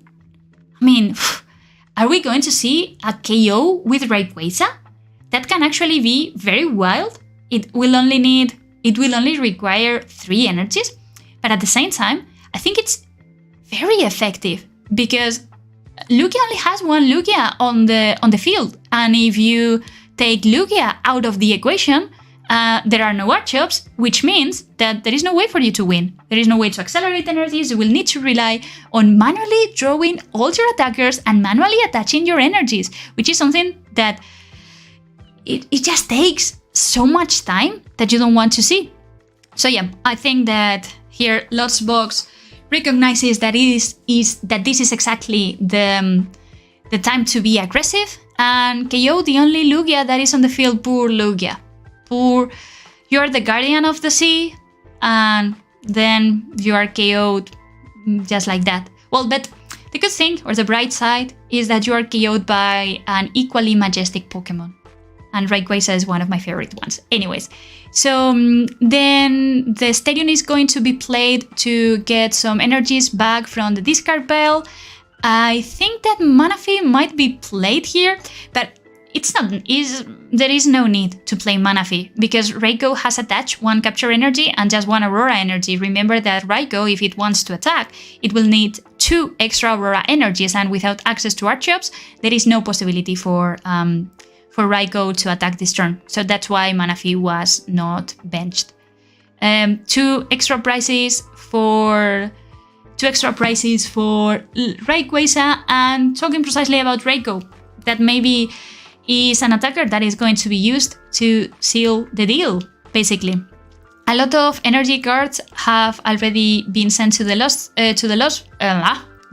This is so difficult to distinguish between the discard pile and Lost Zone. Anyways, to the discard pile, but energy recycler will probably be still in the deck. So I think that the only possibility here for Lugia is to stall the game. Try to slow things down a little bit to prevent the opponent from getting more KOs, and to try to set up a second Lugia. But that's basically it. And I don't think that things are going to be slowed down anyways, because Colress Experiment is now on the hand. That is going to give access to even more resources. And I think that this time the rod is going to get grabbed, and so Battle VIP Pass goes away, as well as Capture Energy. And there is a way to already switch the Rayquaza from the active position if you really wanted to Now again, I wonder what the attacker of choice for this turn is going to be. Maybe it is as easy as to go for a Cramorant, I don't know. Or depending on what you draw, because Sableye could already be used. Think of that. And Sableye can be very, very good to start putting some damage counters on maybe Lugia, or even maybe just Reiko and getting rid of the Dunsparce. If Dunsparce disappears, then Raikou V can very easily get the KO on Lugia V Max. So let's see what happens here. So I think that we are going to see either a Sableye or a Cramorant, or, well, there was the other choice, or Raikou. Okay, so Raikou kind of works, yeah, especially because it has access to some energies. Okay, so I think that the targets might be, so the opponent Raikou and Dunsparce in the active position, probably. And that alone is probably going to be enough to win the game, because unless the opponent is able to Arnie, then Raikou V, because of the weakness, is going to take down Lugia, which is probably going to be the Pokemon that gets promoted into the active spot. So yeah, as I said, Raikou goes down, 2 very easy prizes, and oh my god, like what can Lugia do here in this situation? What can be done? Regardless of what Lugia decides to promote, I think that the situation in which they are is so difficult. The only possibility is kind of to Marnie and pray, I believe. Marnie and pray. No, not Marnie. So Professor's research was used to send Archeops finally to the discard pile, but even with that, the situation is very difficult. So I imagine that Luminion will be used to attack and get back to the deck, and then it is absolutely a must that a one prize Pokemon is promoted, because if not, the game is over. I mean, and Lugia clearly knows that. So maybe the one that will take the sacrifice is Archeops. Let's see. Or maybe Punkaboo, perhaps. Charizard could be an interesting wall here. Charizard is a really smart play, because it's not that easy to be taken down by any of the lost Rayquaza attackers. It's true that you could use like Raikou V, or you could use Sableye, but still that you don't get the KO. So I think that here, either we see a passive turn from Lost Box. I don't know if it's worth attacking with Cramorant in this position, or maybe we are going to look for a Sableye option. Just ignore the Charizard and put some damage counters in Lugia. Let's see. It is a pity that Lugia has not been able to set up properly earlier, because now the game is... There are still chances for Lugia to come back into this game, but not as many as they had if everything would have gone according to the plan. So let's see what happens here. Comfy was, of course, promoted, and I think that, yeah, flower selecting is going to be used. It is very clear what choice it was going to be made, because not only you need to recycle your energies, it's just that Battle VIP Pass, of course, is something that you don't want to see. So it looks like Oranguru is going to be used now. I don't know exactly what they are going to be, what is going to be selected. So Rayquaza, okay, and another Cramorant. Another Cramorant appears. Yeah, I don't know exactly if they should or they are going to ignore the Charizard and try to go for something else, or maybe another possibility. I guess that if you really wanted to do that, another possibility could be to use Raikou again, because Manaphy is not on the field. So you could potentially recycle your Raikou, recycle a couple of energies, use Mirage Gate, attack Charizard, and put some damage counters on maybe one Archeops, and then finish everything with Sableye. But it looks like, as I said, this is like a more passive kind of turn with Cramorant speeding innocently. Again, kudos for the guy that named that attack. I don't know what they were thinking, but you're my hero.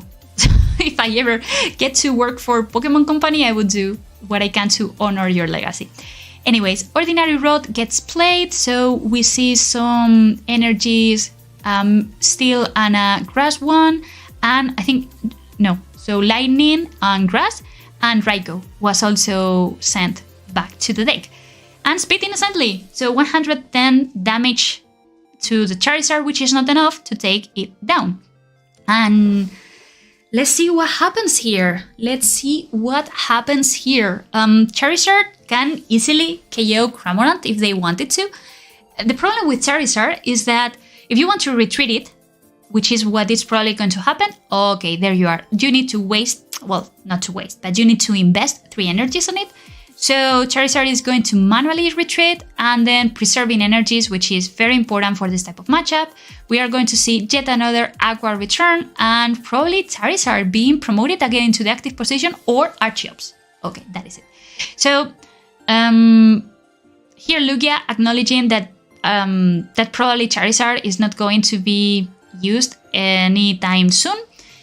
But still, the problem with Lugia is that it is still 4 prizes away. So, Lostburg Rayquaza is probably going to get a KO here. All that they need to do is to maybe attach an energy to that Comfy, bench one Cramorant, and attack over Charizard. And that's it. And then, whatever the opponent brings, so whatever Lugia brings, can be easily taken down by Raikou.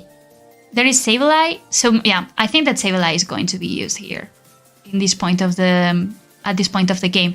It has enough damage. The output from Sableye is enough to KO Charizard and to spread some damage counters maybe on Lugia, which can be the next attacker here. Let's see. So Radiant Greninja using concealed cards to draw some more cards. And so many options here. I mean, even right hand can be used. The stadium can be used. I don't see a way for Lost on Rayquaza to lose the deck, right? To lose the game right now. It's such in a favorable position.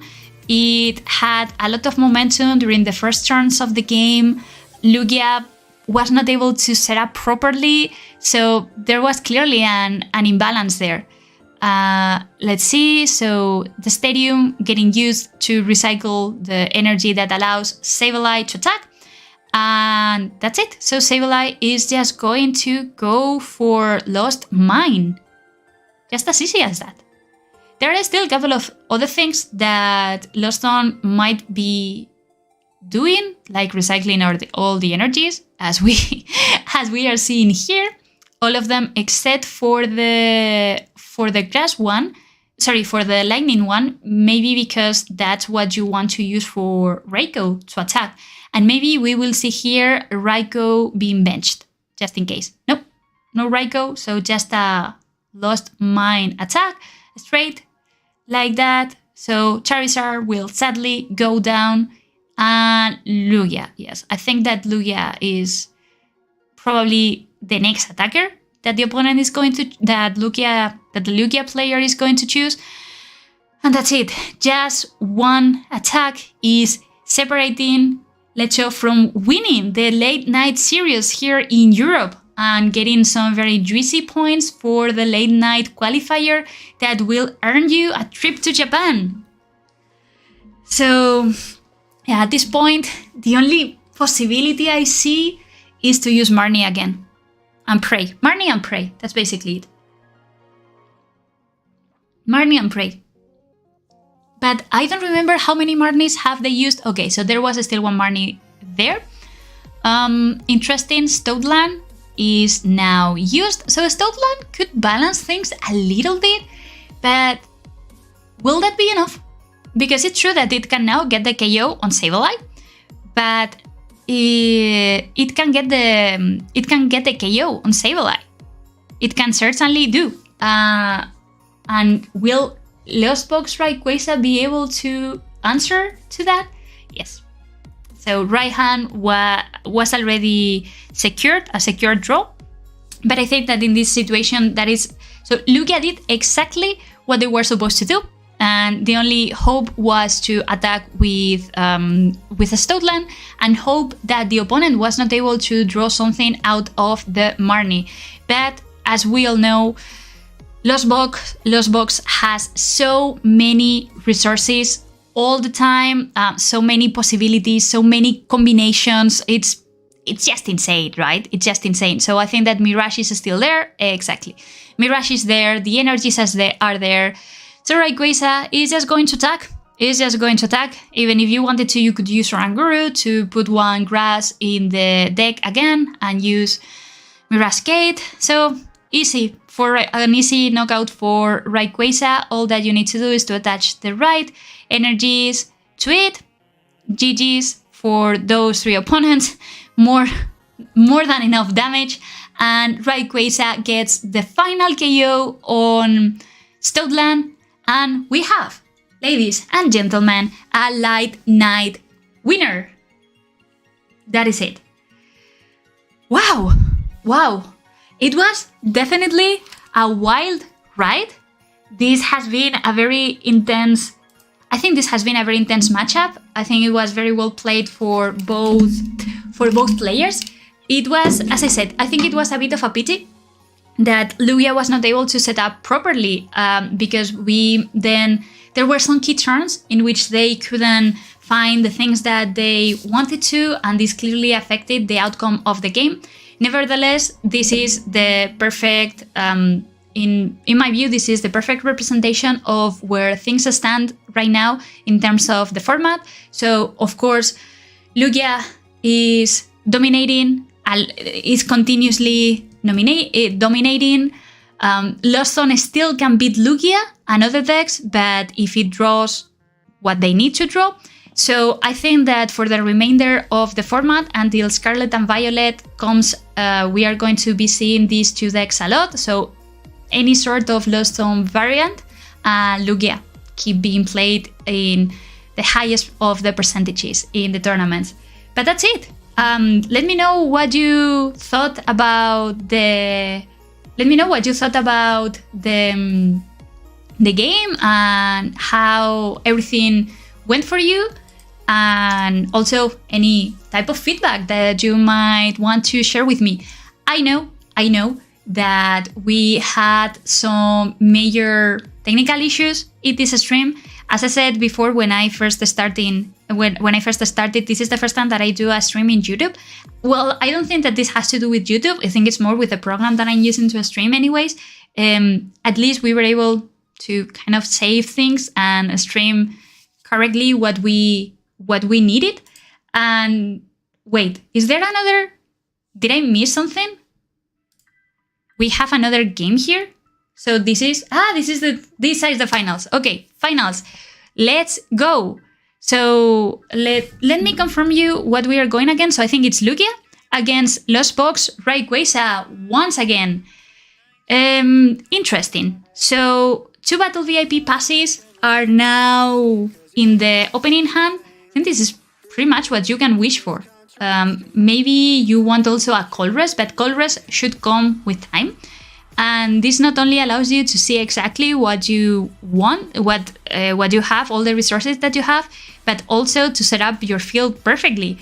The key for this matchup, as we have been seeing, is whether Lost Box is able to draw the cards that they need in the order that they need, whether Lugia is able to disrupt their resources via Marnie, and also if Lugia is able to pull off a very quick attack with maybe something like Raikou that will allow to take multiple prizes at the same time.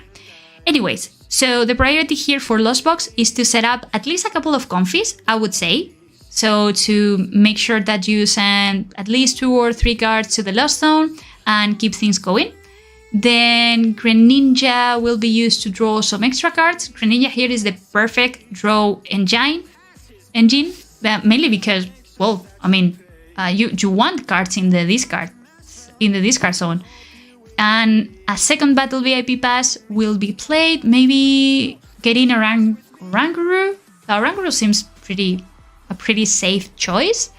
And I wonder if they are going to leave one spot free, or they will go... No. So it seems that they are grabbing another Comfy because of the net, I would imagine. Because of the net, yes. Because of the net. So flower selecting... yeah, maybe you want to keep the net because Sableye is not that relevant. I mean, it is relevant, but one is more than enough, especially considering that they run 2 copies of Ordinary Rod. And that's it. So they are saving the nets, and Oranguru has been used defensively to put Colress on the top of the deck in case that the opponent decides to Marnie. Now, what are we seeing here? Ooh, Flying Pikachu! That's huge! So, Flying Pikachu is one of the biggest counters that certain decks have in the format, mainly Regigigas and friends. But also, it really gives a lot of problems to decks like Lost Zone because it blocks any of your attackers. If you think about it, the only generic attacker that Lost Box runs that can do any damage to Flying Pikachu is Sableye, and one of them has already been sent to the Lost Zone. Now, of course, that does not mean that Flying Pikachu is completely immune to the attacks, because there can be a well-timed combination of Escape Rope plus Boss's Orders. With Escape Rope, you eliminate the protection that Flying Pikachu gets, and Boss's Orders puts it back into the active position, and it's easy to get a KO, especially with so many lightning attackers that this deck runs, like Raikou and Raikou V. And I think that's probably the route of play that we will be seeing at some point.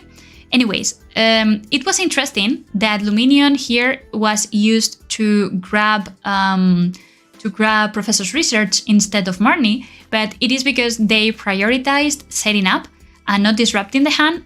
The problem is that I think 2 Aurora's energies are already in the discard pile, which might complicate things for the long term, but let's see.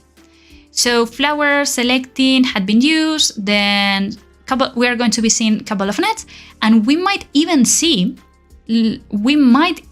get to see a Mirage Gate attack this turn. So that's a difficult choice, but well, you already have one Colressing in hand, so I think that it's safe to pick the Raikou here. And I wonder then what is going to be the play, because Lugia, considering that there is no Dunsparce, protecting Lugia is going to be an easy prey for anything that can hit for lightning weakness. So I wonder if the attacker of choice will be Raikou or Raikou V. Remember that the 2 versions of Raikou are being played right now. So Comfy gets 1 energy, sends 1 Quick Ball to the Lost Zone. Another Comfy seems to be now about to be played. Yes, that is the case. There is still, I think, 1 energy left to reach the magic number of 7. That opens the possibility to attack with basically anything that you want. So let's see, because there are different, as I was saying, there are different possibilities that Lost Zone Rayquaza can go for. So either we can play passively, or they just go for a big attack or for a big KO.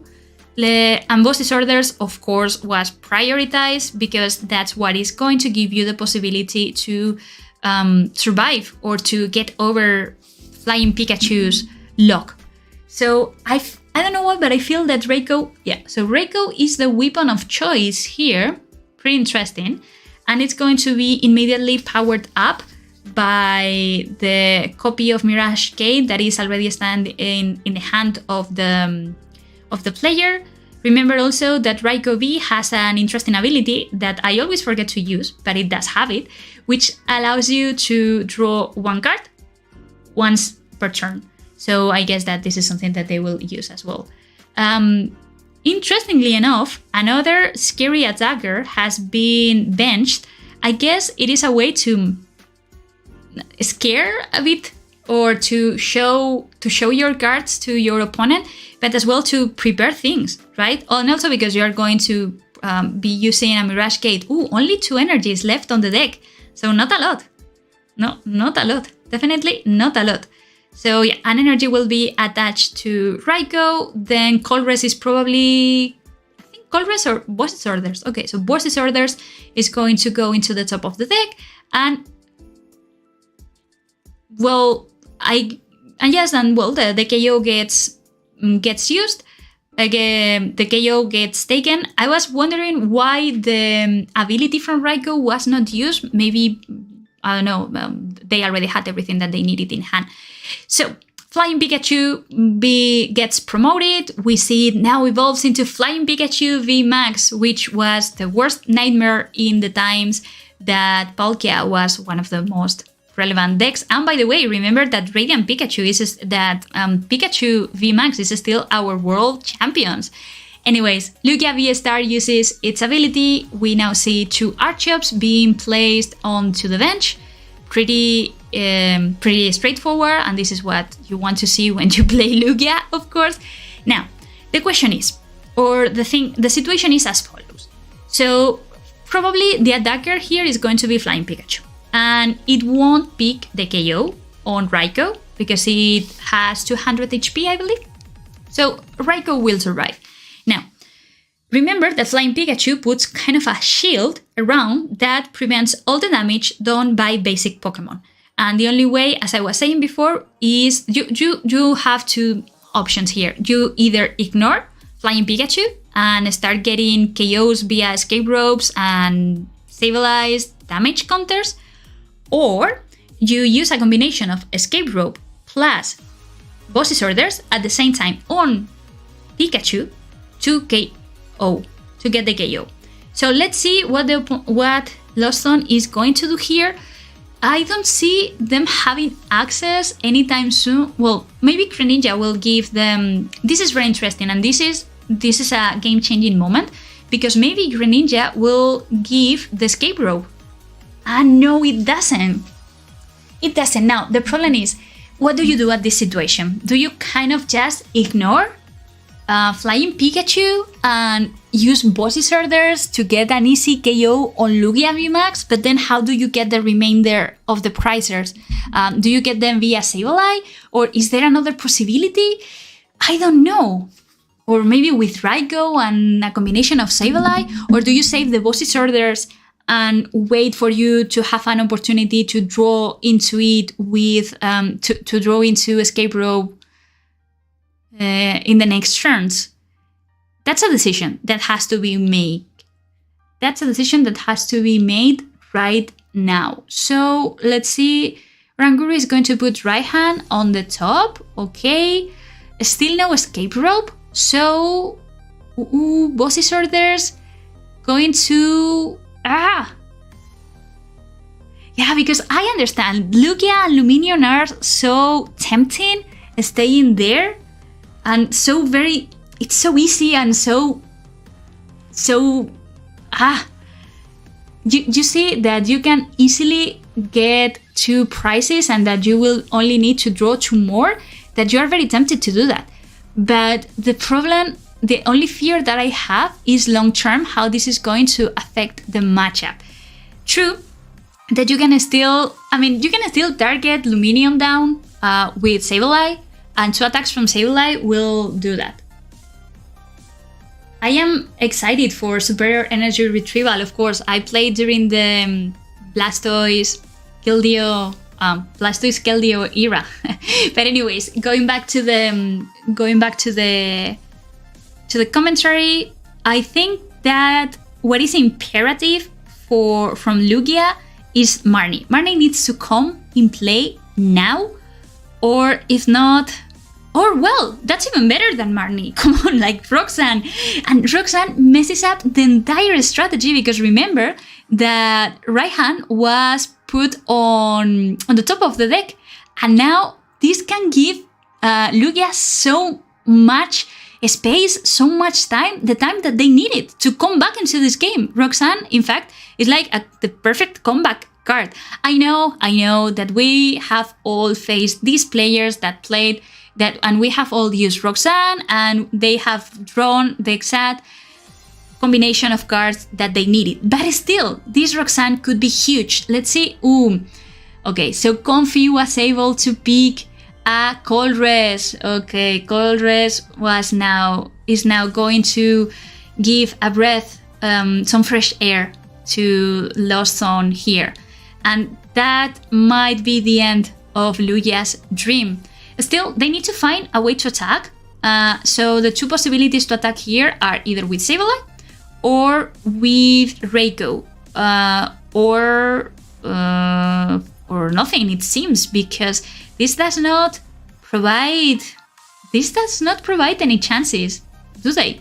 Reiko does not need a generic energy, and Sableye requires a psychic energy. It's true that maybe Capture Energy could be a very good choice here, because you can still discard it with Greninja. So, but maybe I am missing something, and maybe what they are going to do is to prioritize. Maybe they are going to prioritize the Quick Ball to set up something. So I think that here, considering that Escape Rope has been played, we might see Cramorant attacking this turn. And Cramorant will either... Now that's a difficult situation, because what do you promote? Either you promote the Archeops, or you promote the Luminion. Luminion has the advantage of having the possibility of healing itself via Aqua Return. So technically, you won't need to worry about it getting damaged. The problem if you do that is that you are already freeing up your opponent from the Radiant Pikachu lock. And that's something, I think that's the win condition that you have here, right? So it makes sense that Archeops is promoted, also because it only requires one energy to retreat. So let's say Oranguru gets used. Mirage can be very important in this situation. In fact, it can even win the Lost Zone can even win the game next turn if it hits the right combination of cards. Another Luminous... Oh, please tell me that there is another Roxanne in the deck. No. It would have been so cool to see double Roxanne in the finals. No, but it is clear that there is only one copy here. So Boss's Order was grabbed, and Raikou, which was clearly a problem, it was going to become a problem next turn, has now gone to the discard pile. Now, this definitely changes how to approach this matchup. I think, another Colress. Well, actually, those Comfies are fire. Those Comfies are hitting some nice cards. I think that the plan here is to target down the Archeops. So Sableye can do it pretty easily, but you will need to recycle Sableye at some point. So yes, I don't think that Radiant Rayquaza is... Well, maybe... No, probably Radiant Rayquaza is not worth picking because you already have the Rod if you wanted to. Maybe yes, because you want to attack with it into something that your opponent puts into the active position and you have Escape Rope. Maybe that's it. So Colress experiment, deciding what to grab here. So Rayquaza, the Rod, and the right hand. The second Escape Rope, it seems that it's going to be played here. Maybe trying to lure out the second Archeops. Yeah, maybe this is already putting a lot of pressure onto Lugia. Because again, like the situation is exactly the following. What do you promote? If you promote Luminion, then you are renouncing to your Flying Pikachu lock. But if you don't, I think that's the smartest choice. You want to absorb all the damage by that already wounded Archeops and take the attack from from Cramorant. So I think, well, there are still some options. If Rayquaza doesn't want to attack with Cramorant, it can still attack with Sableye. There is a possibility to do that. So let's see after that what is the decision that they take. It seems that Ordinary Road is going to be played or not. There are plenty of energies already and plenty of attackers, so I don't exactly know. The thing with Lost Zone is that it's not a straightforward deck. It's more like a toolbox kind of deck. So the challenge about playing this type of a strategy is to understand what to do at what point, and when do you need to be using certain attacks or certain abilities. As you see, you can either attack with Cramorant, you can attack with Rayquaza, you can attack with basically whatever you want. So yes, Pikachu is immune to attacks from basic Pokemon, but as I was explaining at the beginning, all that this deck runs is basic Pokemon, so very effectively. So this is very effectively countering Lost Zone. So what was played, nevertheless, was the energy recycling. Maybe that hints the fact that we are going to be seeing Mirage Gate now. I don't know, but could be. So Sableye gets benched and Mirage Gate is going to be used for just one energy, I would imagine, onto the Sableye, if that is correct. So let's see. The player, of course, checking all the possibilities and making sure that that everything is correct. And there we go. So it didn't fall for the Archeops bait, and it's just going to go ahead and use Lost Mine. So KOing the Archeops, and I think that yes. So the remaining counters will be placed in the other Archeops, and for the next turn, it is as easy, more or less, it is as easy as to get another Sableye, and that's it. And you basically win the game. You basically win the game. And by the way, you have Raihan on hand plus the Ordinary Rod, so that basically guarantees it, because you can use. Well, no, you first need to do something else. But you have Comfy, you have Greninja, so there are quite some possibilities. To be honest, there are quite some possibilities. Let's see. I would love, as I was saying, I would love to see a second Roxanne or something that disrupts the hand. The thing is that if the opponent Roxanne's now, it could be very, very, very interesting, because it will get rid, or there will be no way to easily access the rod. And we know that the second copy of Sableye has already been sent to the Lost Zone. So things can get crazy. Things can get crazy here. And it seems that we are going to see... Oh, Marnie! I called it! So Marnie. Okay. Very, very, very crucial moment of the game. Oh, but Raihan now, a second Raihan has been drawn, which was not that easy because there were a lot of energies there. So I think that Comfy needs to be promoted into the active position. The path is also going to be shutting down. Amazing to be shutting down Greninja. Please remember that I've been casting for so many hours now, and it's difficult to remember the names. So now the problem is that if they want to win this turn, so if Lost Zone wants to win this turn, they need to pull. I think that they need to pull Sableye attack here, but I don't see, unless I am missing something. I am not sure if I see how. I don't see the possibility of them getting it now, unless they use, I don't know, they use Oranguru, and Oranguru gives them one of the missing pieces. That's the only way I see that happening. So Battle VIP Pass is not going to be used, of course, because it cannot be used. How cool it would be. And I think that we are just going to see like a retreat and pass. Not much left to do in this situation. Yeah, maybe Cramorant will take the hit. Remember that Pikachu is just sitting there, hanging, eating popcorn, and seeing everything, basically. Yeah, he needs to recover the Sableye, absolutely.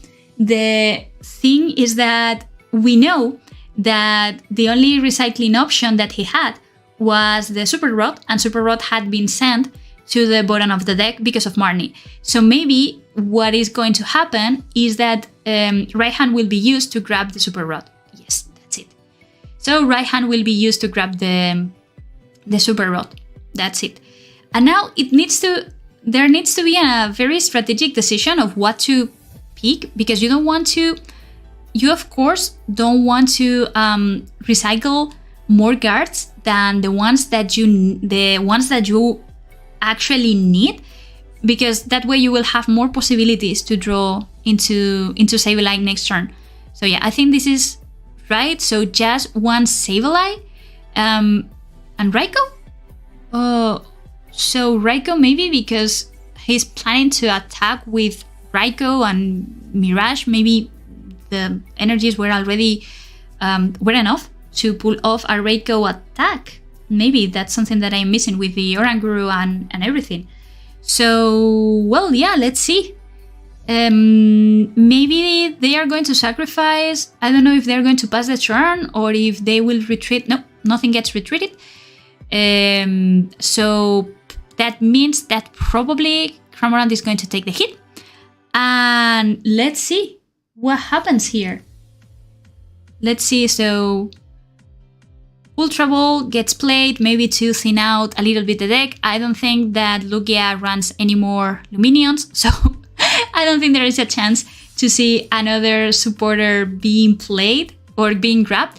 Now this is huge, but they don't have the possibility to recycle their energy. So it's true that if there were enough Aurora energies, this could already seal the game, but this was not the case, so Ultra Ball was just used to thin out the game, and this is the moment of truth. I think that there are a lot of possibilities from Lost Box to get the KO. Oh, no! No, wait, how bad, like, Sableye and the energy. Okay, there is still a chance. So there is still a chance, but if they want to get it, Oranguru needs to give them the stadium. So Oranguru needs to give them the stadium. That's all that is left, I think. Oof. What an unfortunate Comfy. If the Oranguru gives them the stadium, they basically win. Our Raihan. And Raihan also gives them the stadium, so they win. Okay, whew. I really thought that they wouldn't have it. Oh, or there was one of them in the... So there was one in the discard pile. Anyway, so Raihan wins the game for Lost Zone. It was actually closer than I expected. It was a very, very nerve-wracking matchup. It was all decided, but that Oranguru. And it's true that they had possibilities, but also it was very, very unlucky the fact that they didn't get that they had to get rid of the energy. But well, very well played for both players. Now Amazing Rayquaza leading the race 1-0. So believe in the heart of the cards. That's it. So when you believe in the heart of the cards, they will do what you want them to do. No, just joking. So let's go into game number 2. I was really considering the possibility that Lost Zone could lose the game. And that is pretty impressive considering how aggressive they started and how many prizes they drew before Lugia even started attacking. So, seems that Lugia is going to start. Now, what it's going to be key is to see how quickly Radiant Pikachu is going to start attacking. because on the first game we saw Pikachu VMAX attacking in turn 3, I believe. But let's see. So not much from Lugia. It seems only 3 energies in the 3 energies, 2 of them lightning ones. That's not exactly what you want to see when you play a Hisuian Heavy Ball, but there is no other choice. And Lugia also didn't seem to have the best start ever. It's true that they opened with a Lugia, which is good, but only a lone attachment. I think that Oranguru is going to be grabbed here, or was the fighting energy priced as well? No, maybe not. So the good thing is that with double Comfy and with the scoop of nets, it is easy now to access your supporters, like the one that we see here, Colress Experiment, that will probably give some Battle VIP passes, or maybe not. Well, still not, but it's good. You are already sending at least 4 cards, I will say, to the Lost Zone, and this is absolutely huge and crucial. You can even get a turn 1 Cramorant attack, and the only problem that I see with that is that the Ordinary Rod is going to be sent to the Lost Zone, which can be then very important to recycle your energies. But let's see what happens. There is a bit of hesitating here, whether to get the rod or the energy. And I know that this is not an easy choice. I completely get it.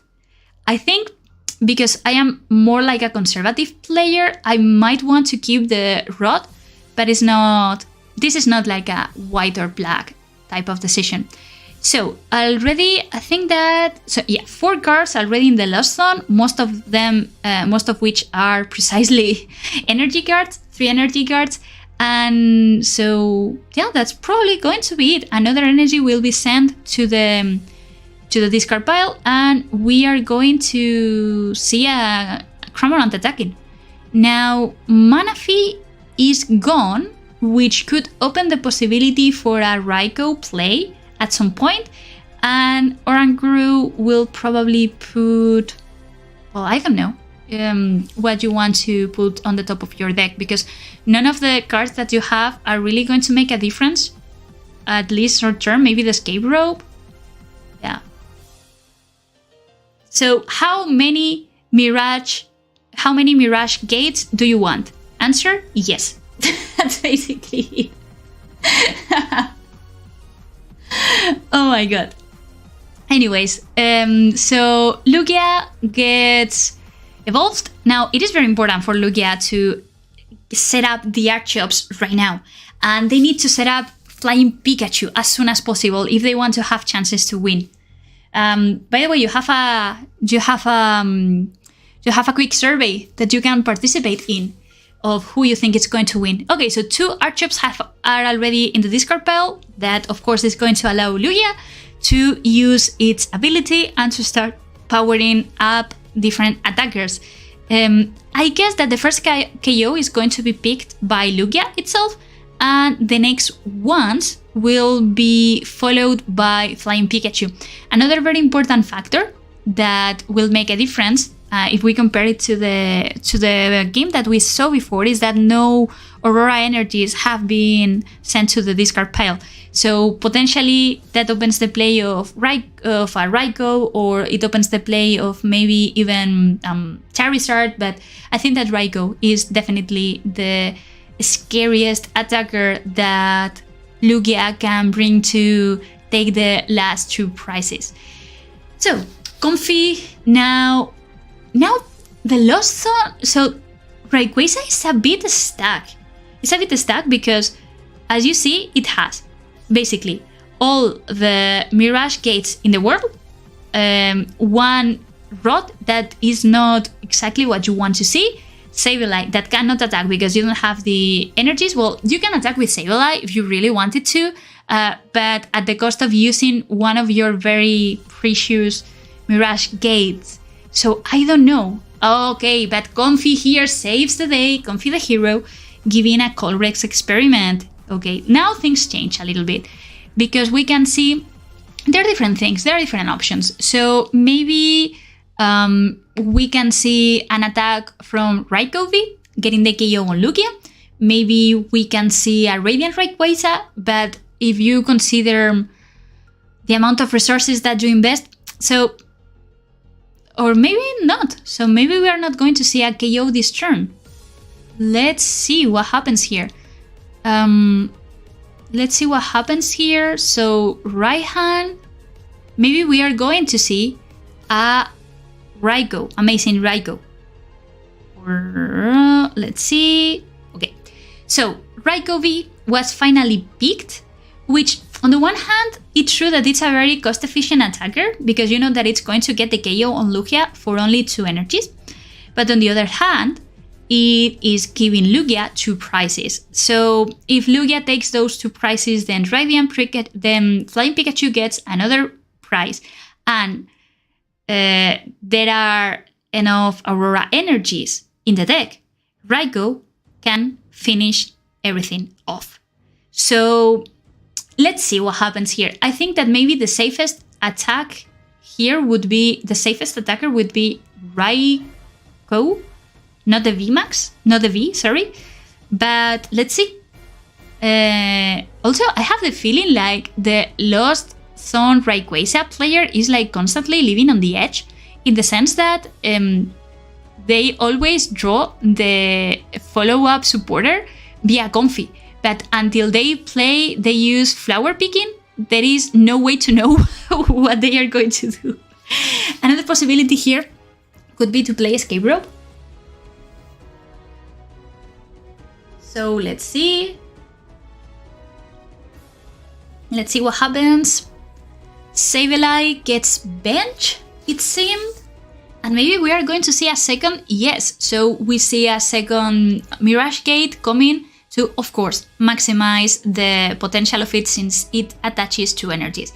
And now it saves the Escape Ropes and Raikou is going to pick the KO and deal some damage. Now, the question is, where do you put the damage counters? Onto the Archeops? Yes. So I think the strategy that we are going to be seeing here is, once again, ignoring Flying Pikachu. You can touch it? Okay, no worries. I can still go for something that you have on your bench.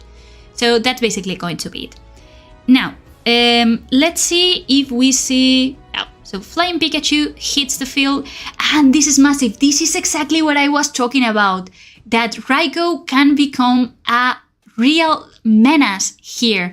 And I think that this can be absolutely problematic because it will get 2 prizes and then...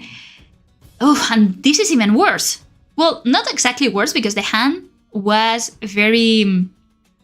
not that good, to say at least, but it definitely puts into a challenging situation. So let's see what Marnie gives the Lost Zone player, because I think that both Raikou and Sableye are going to go down. And this even sets down Radiant Greninja, which has not been benched yet. But let's see. So Sableye and Comfy. And the problem is, and this is a big one, that if the if Rayquaza is not able to respond this turn to Raikou, the game is probably over. The game is probably over. That's basically it.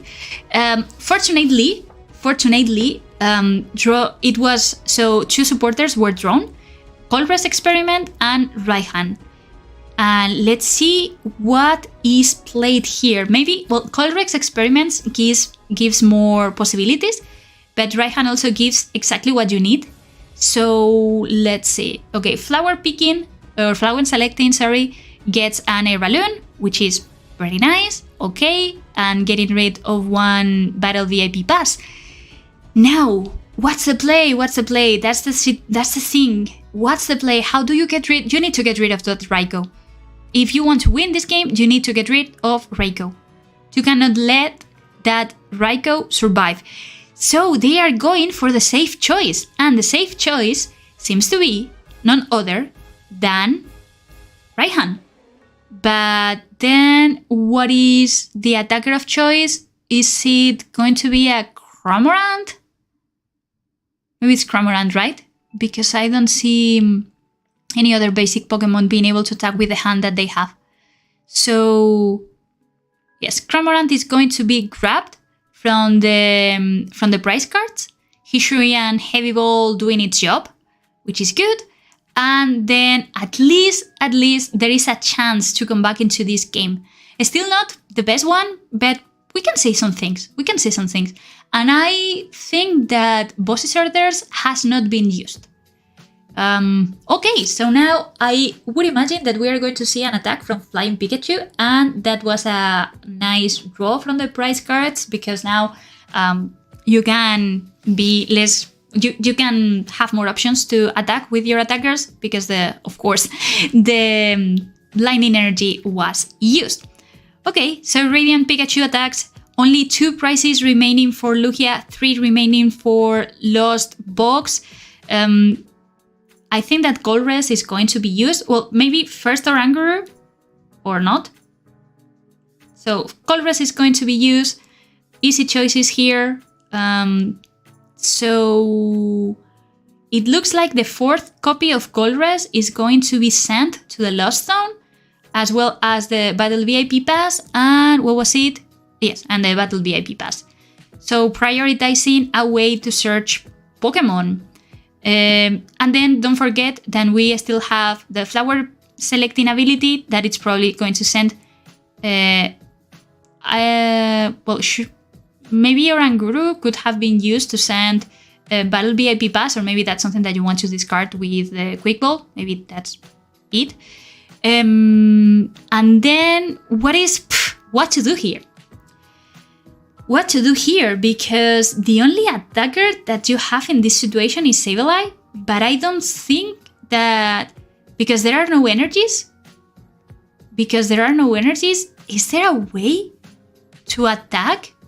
Well, maybe actually being 3 prizes down, what you can do in this type of situation is to try to save your resources, maybe promote something that you don't care about, like Greninja, and to save your resources to get a final combination of Rayquaza or Raikou, plus the Boss's Orders that is already in hand, plus the Escape Rope. And with that, you seal the game. But you have 2 turns to do it. That's the thing. And I think that that's basically what the strategy that Lost Zone needs to follow now.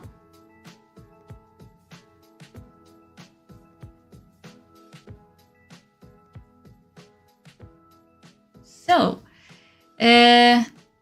we see the timer running out. That always gives me anxiety, by the way, whenever the timer starts the countdown. I feel that Comfy needs to retreat. Yes, because that's the primary source of drawing cards. Isn't that a bit... I mean, I understand this, because this is like some sort of all or nothing type of play. If the opponent has Boss's Orders, well, it still cannot KO Raikou unless it has something like Radiant Charizard and the last energy. But I don't think they have it. Okay, that's fine.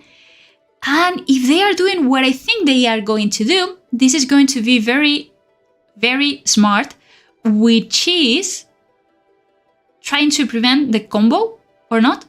Or no, wait, do they have it? Wait. Do they have the KO? Oh, they have the KO! So 4... Oh my god, 4 powerful energies into the Archeops. Well, I was not expecting that. Oh my god. That was such a steal.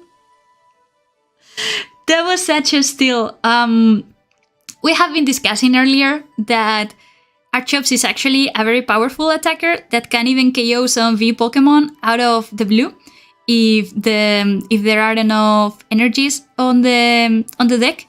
And this was the perfect example of how this works. I mean, wow.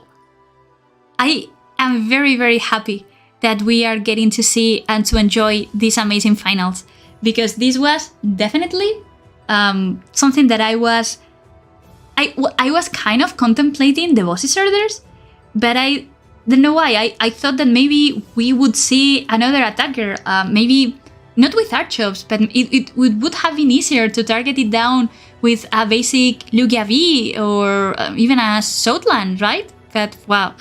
Anyways, very, very, very cool and interesting movement to seal the game. As I was saying, benching the Raikou V was a bit risky, but at the same time it was a bet, and you had to take it. You were basically telling your opponent, look, if you have bosses orders and a lot of powerful energies, you win the game. But if you don't, next turn, I'm probably going to be able to pull combination of bosses orders and escape rope, and I'm going to win the game. So, and sometimes you just have to assume those risks. That's what this is about. This is a game, and sometimes the bet pays off, and sometimes it doesn't. But well, I'm glad that we are going to see a third game, a third and decisive game. And yep, there we start. So, Lugia versus Lost Box. Who's going to win?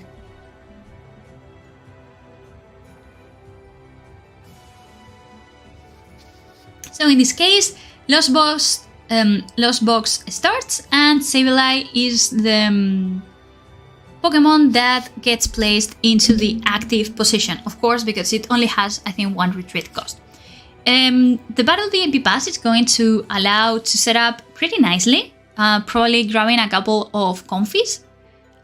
We see that the Raikou is there, Raikou V is prized, and what else is prized? Well, I cannot see everything right now, but so all the Mirage are there, which is also pretty interesting. One right hand is prized, and probably some energies are prized. I think that one Steel Energy must be on the prizes as well, because the grass is already on hand, and there are 2 of the others except for lightning energies. So Radiant Greninja will discard the grass energy, and how many? So we see, I was going to ask, how many capture energies do you want? It doesn't matter because you got them all. So maybe this will grab either Oranguru, I think, or Comfy. Oranguru is usually, I think it's preferred in this type of situations, just because it can help you. It is like Marnie proof. And now this is an interesting choice, because do you grab the Manaphy or do you set up even farther? I think that Manaphy is better in this situation. We saw that actually the way in which Lugia won the last game was because Manaphy had not been benched. It was decided to it was decided that it should go to the Lost Zone. And yes, Oranguru here protecting the owner from Marnie. How I'm going to miss Oranguru so much. But at the same time, I think that I'm not going to miss Marnie. So, well, let's see. Lugia discards 1 Punkaboo. That is probably not going to be used at all during this matchup. Benches 1 Lugia. And we need to see Archeops going down. Archeops getting discarded. So, capture energy. Let's see what... Maybe it's going to be a Raikou. Let's see what happens here. And I think that maybe then the choice that Lugia needs to make is what it's going to allow to be on the active position, because Pikachu can easily go down because of Raikou, and so can, well, but so can Lugia itself. So Lugia, it's clear that cannot go into the active spot. So it just passes the turn. Okay, interesting. It just passes the turn. And here, possibilities are open for Lost Zone, because if Raikou V is not prized, it can pull an easy KO, as Flying Pikachu is weak to lightning. Then, if you really wanted to, I guess that you could attack with Radiant Rayquaza, but then you will need to invest 3 energies, and that might not be exactly what you need. And what would be even better if you can get access to your boss's orders, you just boss orders the Lugia and you basically win the game. But of course, that's not very likely. So that's why Colress gets played instead. So energies being prioritized, and one Radiant Rayquaza is going to be sent to the Lost Zone. I think that it's very important to not to get rid of your escape ropes, because they, as you see, they helped you not exactly overcome the log of Flying Pikachu, but at least to hit something. And this is, of course, very important. So, Comfy getting used. I didn't see exactly what were the two choices. So let's see. Colress and Mirage. This is a difficult one, because on the one hand you need the resources that Colress provides, but on the other, not using all your Mirage gates can also be an issue in late game. But yeah, I agree that maybe Colress is safer. And I think it's better to play it safe here. So now the question is, as we have been repeating for some time now, what is going to be the attacker of choice? So the capture energy will get attached to Comfy, and we are going to now see, maybe it is, I was going to suggest Raikou, but maybe it's not Raikou. Maybe it's another thing. Let's see. Or maybe it's right. It seems that there is a debate between Raikou or Cramorant.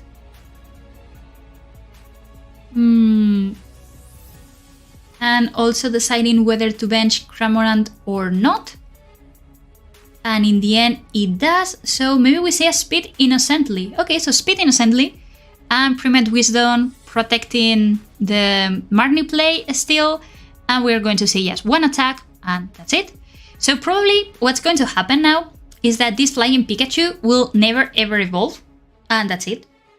And won't be touched, but on the other hand, it is already damaged, so it can be easily finished by a Sableye. We see an Ultra Ball. Now, I was going to say a Strong Energy, but that's so old school. Oh my god, Strong Energy. A powerful energy gets discarded. Lugia hits the field, and probably this is going to send another Archops to a boss's orders. So will we see a Marnie here? No, we see a Raikou. Okay, so I like that. Actually, this is the best probably time to use Raikou, mainly because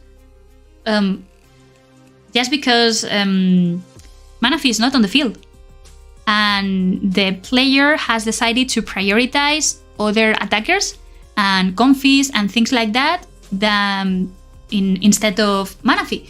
So let's see, I wonder how many Archops. I guess that there must be at least 2 Archops in the discard pile. One has gone for sure, and the other, yes, perfect. So Lugia, V-Star ability, and now Archops using one of the strongest abilities that we've seen in the game so far by attaching special energy cards, and Raikou is going to attack. Now the targets could be either Sableye or the other Raikou. So I think that those are the choices. Or Comfy. Okay, Comfy, because it's kind of relying on the opponent not having anything. And it understands that, yeah, and also because it forces to promote something that maybe you don't want. So good thing is that Colress was saved for this situation. So that's going to give some very, very welcome resources. And in this case, the lack of a stadium might be very important in the long term, but I also think that the Balloon and the Scoop Up Net are important cards. So maybe we are going to see a Comfy here, or just a Escape Rope, and let's see what happens here. Because there are different things that are going on at the very same time. So you absolutely need to KO Raikou. That's what you need to do. again, you cannot allow Reiko to survive and to attack you other turn because basically you lose the game. Then you want to also kind of set up. So I think that the only attacker that can take Reiko down is Sableye. And the good thing is that the corresponding energy is already on hand.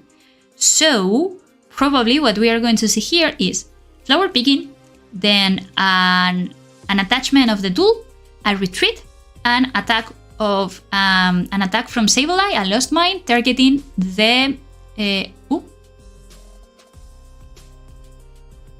or not. Maybe I am missing something. Or maybe he didn't have enough cards for Sableye to attack. Maybe that was it. Yeah, maybe I assumed that. I don't know why I assumed that every time Lost Box hits the turn 3, they already have 10 cards in the Lost Zone. And maybe that's not the case. So maybe it's all about trying to accelerate as much as you can to get it. No, and I think there are only 8. You're right. I think there are only 8. So a lot of confis shenanigans here to try to get. So 1, 2, I didn't see it, but I feel that there must be around 9. A lot of confis shenanigans, but again, like if you don't hit something now and Reiko attacks, oof. Okay, Mirage. Ooh, that was absolutely crucial. That was absolutely crucial. That was the top deck that can change everything and basically save the game. So it was a top deck.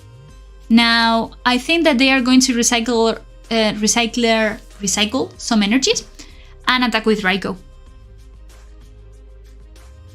And also they still have. Do they have the manual attachment?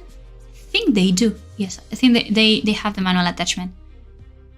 So, and Reiko is going to go down, and also, which is very key, when Archops is also going to go down. And that, that's something that I love about this format, is how when you think that the game has already been decided, or that one player is such in a bad spot, then suddenly everything changes. And as you see, Reiko, I think that Reiko is going to be targeted down, and Archops will also be KO'd because of the weakness that it has. And now it kind of it limits the amount of options that Lugia has. So amazing burst, attacking and getting 2 prizes. Wow, that was insane. That was insane. And right hand from the discard, from the prize cards. So that's also very, very important. Also, don't forget that Lugia is playing Roxanne, and that can be huge. Now, the problem with Roxanne is that normally by the time that you activate it, you're already, some players have already thinned out their deck so much that it doesn't really affect them. But let's see. So Serena is used here to draw some cards. Archops had been used to accelerate energies, and we see an attack from Pikachu. Get enough damage to get the KO, and let's see what happens here. I think, right hand is probably going to be used. Now, Radiant Greninja is still open, so there are a bunch of things that can happen. Again, remember that this Pikachu cannot be targeted down, and getting 4 prizes doesn't look that easy. So I think that the Lost Zone player needs to be patient. Basically, they need to be patient. So concealed card is going to be used. So it draws some cards. Comfy can still be used if it really wanted to. And in fact, there are 2 Comfys that could be used, but I think that you want to attack here. Also, like how cool it would be if you were able to just get rid of that lone Archops on the opponent field. But let's see. It's not an easy it's not an easy decision. It's not an easy decision. Right hand, of course, is the supporter that is going to be played, and energy will be attached to Sableye, and maybe that's it. Maybe all that you need to do is to focus your energy on the Flying Pikachu, on the one that is damaged on the bench. I don't know. I've seen some recent Lugia decks that ran Bolus. I think the name is Bolus, right? You know, that supporter that lets you get rid of some of your benched Pokemon. So it would be very funny, actually, if you put a lot of effort into almost KOing one big VMAX only for them to leave the field, just like that. But I don't think, or it can also leave the field via collapsed stadium, but I don't think that that is the case. So let's see. As we were saying, so Sableye had been powered up by right hand, and then an energy gets discarded. Maybe we're going to see here a Radiant an Amazing Rayquaza or a Cramorant. Well, there are not many options left, to be honest. And Manaphy is not worth at this point because Rayco is never going to come back. So let's see what happens here. I think maybe Rayquaza, I don't know. Depends. Depends on what you want to do. So the choice is between Rayquaza and Cramorant. Okay, so Cramorant in the end is left on the field. Oranguru will put something in the top of the deck, in this case the Scoop Up Net. So much time deciding whether to go for one or the other, only to have the two of them in your hand. Okay, that's fine. Sableye is going to attack. Now, I am really curious to see where it's going to put the damage counters. And it seems that it is going to target Flying Pikachu, the max. So I think that the play, or that the route here, is kind of like acknowledging that if you KO the Flying Pikachu VMAX, and if you KO the Archeops, you win the game. What I wonder is if you will have time to do so before Flying Pikachu gets all the prizes. Only 3 attacks is separating Lugia from becoming the late night champions. The late night champion. And as I said, we also know, and that's something that we need to consider, that Roxanne is a thing. So Marnie gets played again in an attempt to disrupt. Now, of course, the opponent didn't know, but the hand was not precisely good. In fact, the one that they have now is even better. Is even better than the one that we're leaving. But it's true that I think there were a couple of Mirage Gates. Anyways, so another Flying Pikachu gets powered. Oh, and in this case, what did it get attached? It might be considering attacking with the Flying Pikachu that is damaged. So Comfy is it's played. The Hisuian Heavy Ball can give something interesting if it is played, but first Comfy. So I think that Energy Recycler needs to be grabbed, and yeah, possibly the energies. So this is very important. Now, I don't know if there is still another Super Rod to get Sableye back, or the amount of Sableyes, because I remember. So one Sableye is there. Was the other one in the Lost Zone? No, so there must be. So the other Sableye is either on the deck or in the prizes, in which case it will be, or it should be able to be grabbed with the Hisuian Heavy Ball. So let's see what happens here. So flower selecting, getting that Mirage. Yes, Mirage is going to be preferred in this situation, I feel. There are still energies in the deck, and we still, the player, still have access to recycle a lot of energy cards. So in this type of situations is where you start kind of sometimes regretting the choices that you had to make at the beginning of your game. But that's this, well, not the same, but this very famous quote of, with great power comes great responsibility. So I think that it defines very well what Lost Box does, in the sense that with great power comes great sacrifice, if you know what I mean.